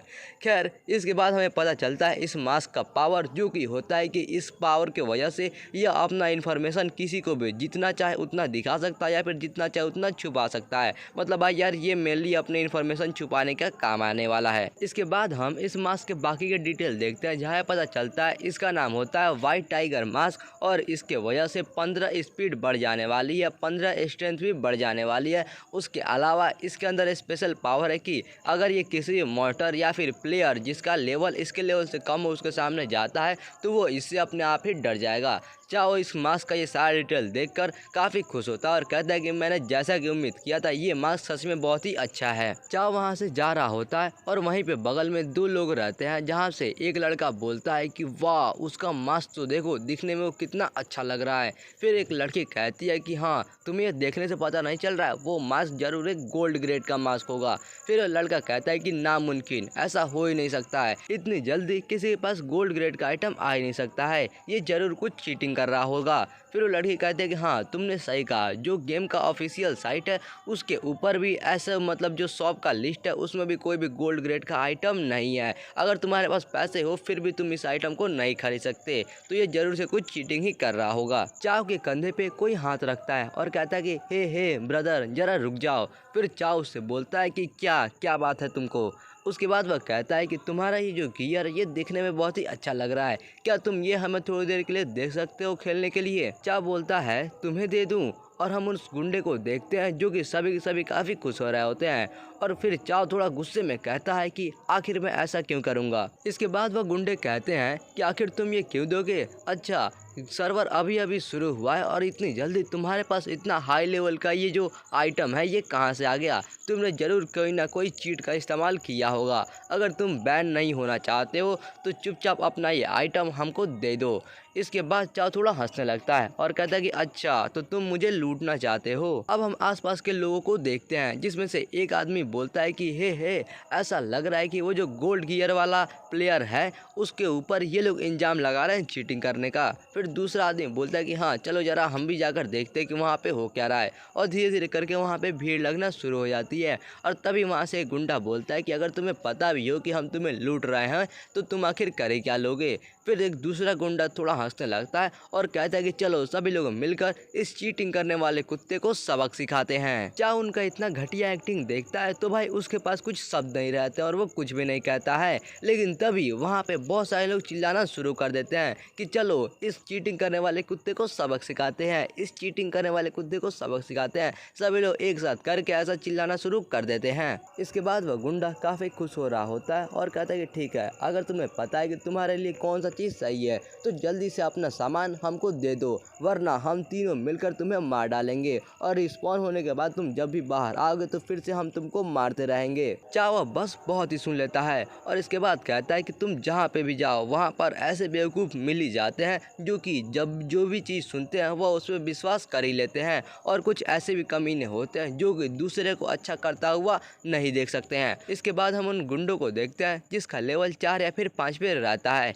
चाहे इसके बाद फाइट के लिए रेडी हो जाता है और कहता है कि मुझे ये सारे भुकवाई से नफरत है, लेकिन खैर मैं अब क्या ही कर सकता हूँ। और इसके बाद वह उन तीनों को बोलता है कि आओ एक साथ मेरे ऊपर हमला करो। वह तीनों गुंडे भी मौके का फ़ायदा उठाते और बिल्कुल भी इंतजार नहीं करते हैं और चाव के बारे में कुछ बुरा बोलना शुरू कर देते हैं। और बोलते बोलते तीनों एक साथ जाते हैं चाव के ऊपर हमला करने के लिए और तीनों एक साथ 3 साइड से हमला करते हैं। लेकिन इधर से चाव अपने जगह से हिलता भी नहीं है और वहीं पर खड़े खड़े जो उसका मास्क अभी अभी उसने नया खरीदा है उसी का पावर इस्तेमाल करता है। यानी कि भाई जो उसका मास्क का पावर था डराने वाला, वो डराने वाला पावर का इस्तेमाल करता है, जिसके वजह से चाओ के पीछे एक टाइगर का फोटो बन जाता है जो कि काफ़ी मतलब मस्त दिखता है। और फिर वो टाइगर काफ़ी जोर से दहाड़ मारता है जिसके वजह से वो तीनों गुंडे एक साथ वहीं पे गिर जाते हैं। और गिरने के बाद भाई काफ़ी ज़ोरदार वो खून का उल्टी भी करने लगते हैं।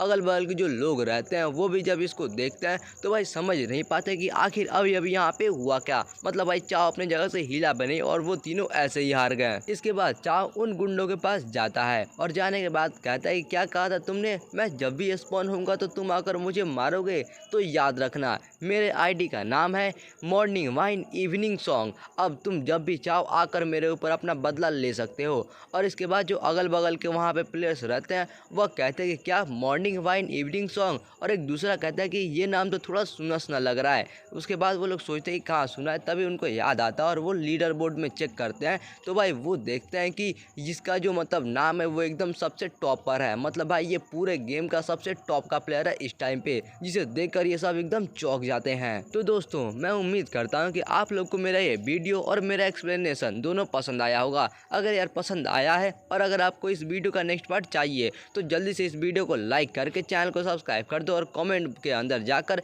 नेक्स्ट पार्ट कमेंट कर दो। और हाँ गाइस यार इस वाले वीडियो का गोल है 400 लाइक्स। अगर यार आप 400 लाइक्स को जल्दी से जल्दी कंप्लीट कर देते हो तो भाई यार जैसे ही लाइक का गोल कंप्लीट होगा वैसे ही मैं इसका नेक्स्ट पार्ट डाल दूंगा। तो यार अब ये आपके ऊपर है कि आप लोग इसका नेक्स्ट पार्ट कितना जल्दी देखना चाहते हो। और कमेंट के अंदर नेक्स्ट पार्ट भी जाकर कमेंट कर देना, क्योंकि अगर लाइक थोड़ा कम भी रहता है और कमेंट ज़्यादा आता है तब भी यार मैं इसका नेक्स्ट पार्ट बना सकता हूँ। तो चलो यार देखते हैं कि आप लोग कब तक इस वीडियो का गोल कंप्लीट कर देते हो। चलो मिलता है फिर अपने नेक्स्ट वीडियो के अंदर, तब तक के लिए आप सभी लोगों को बाय।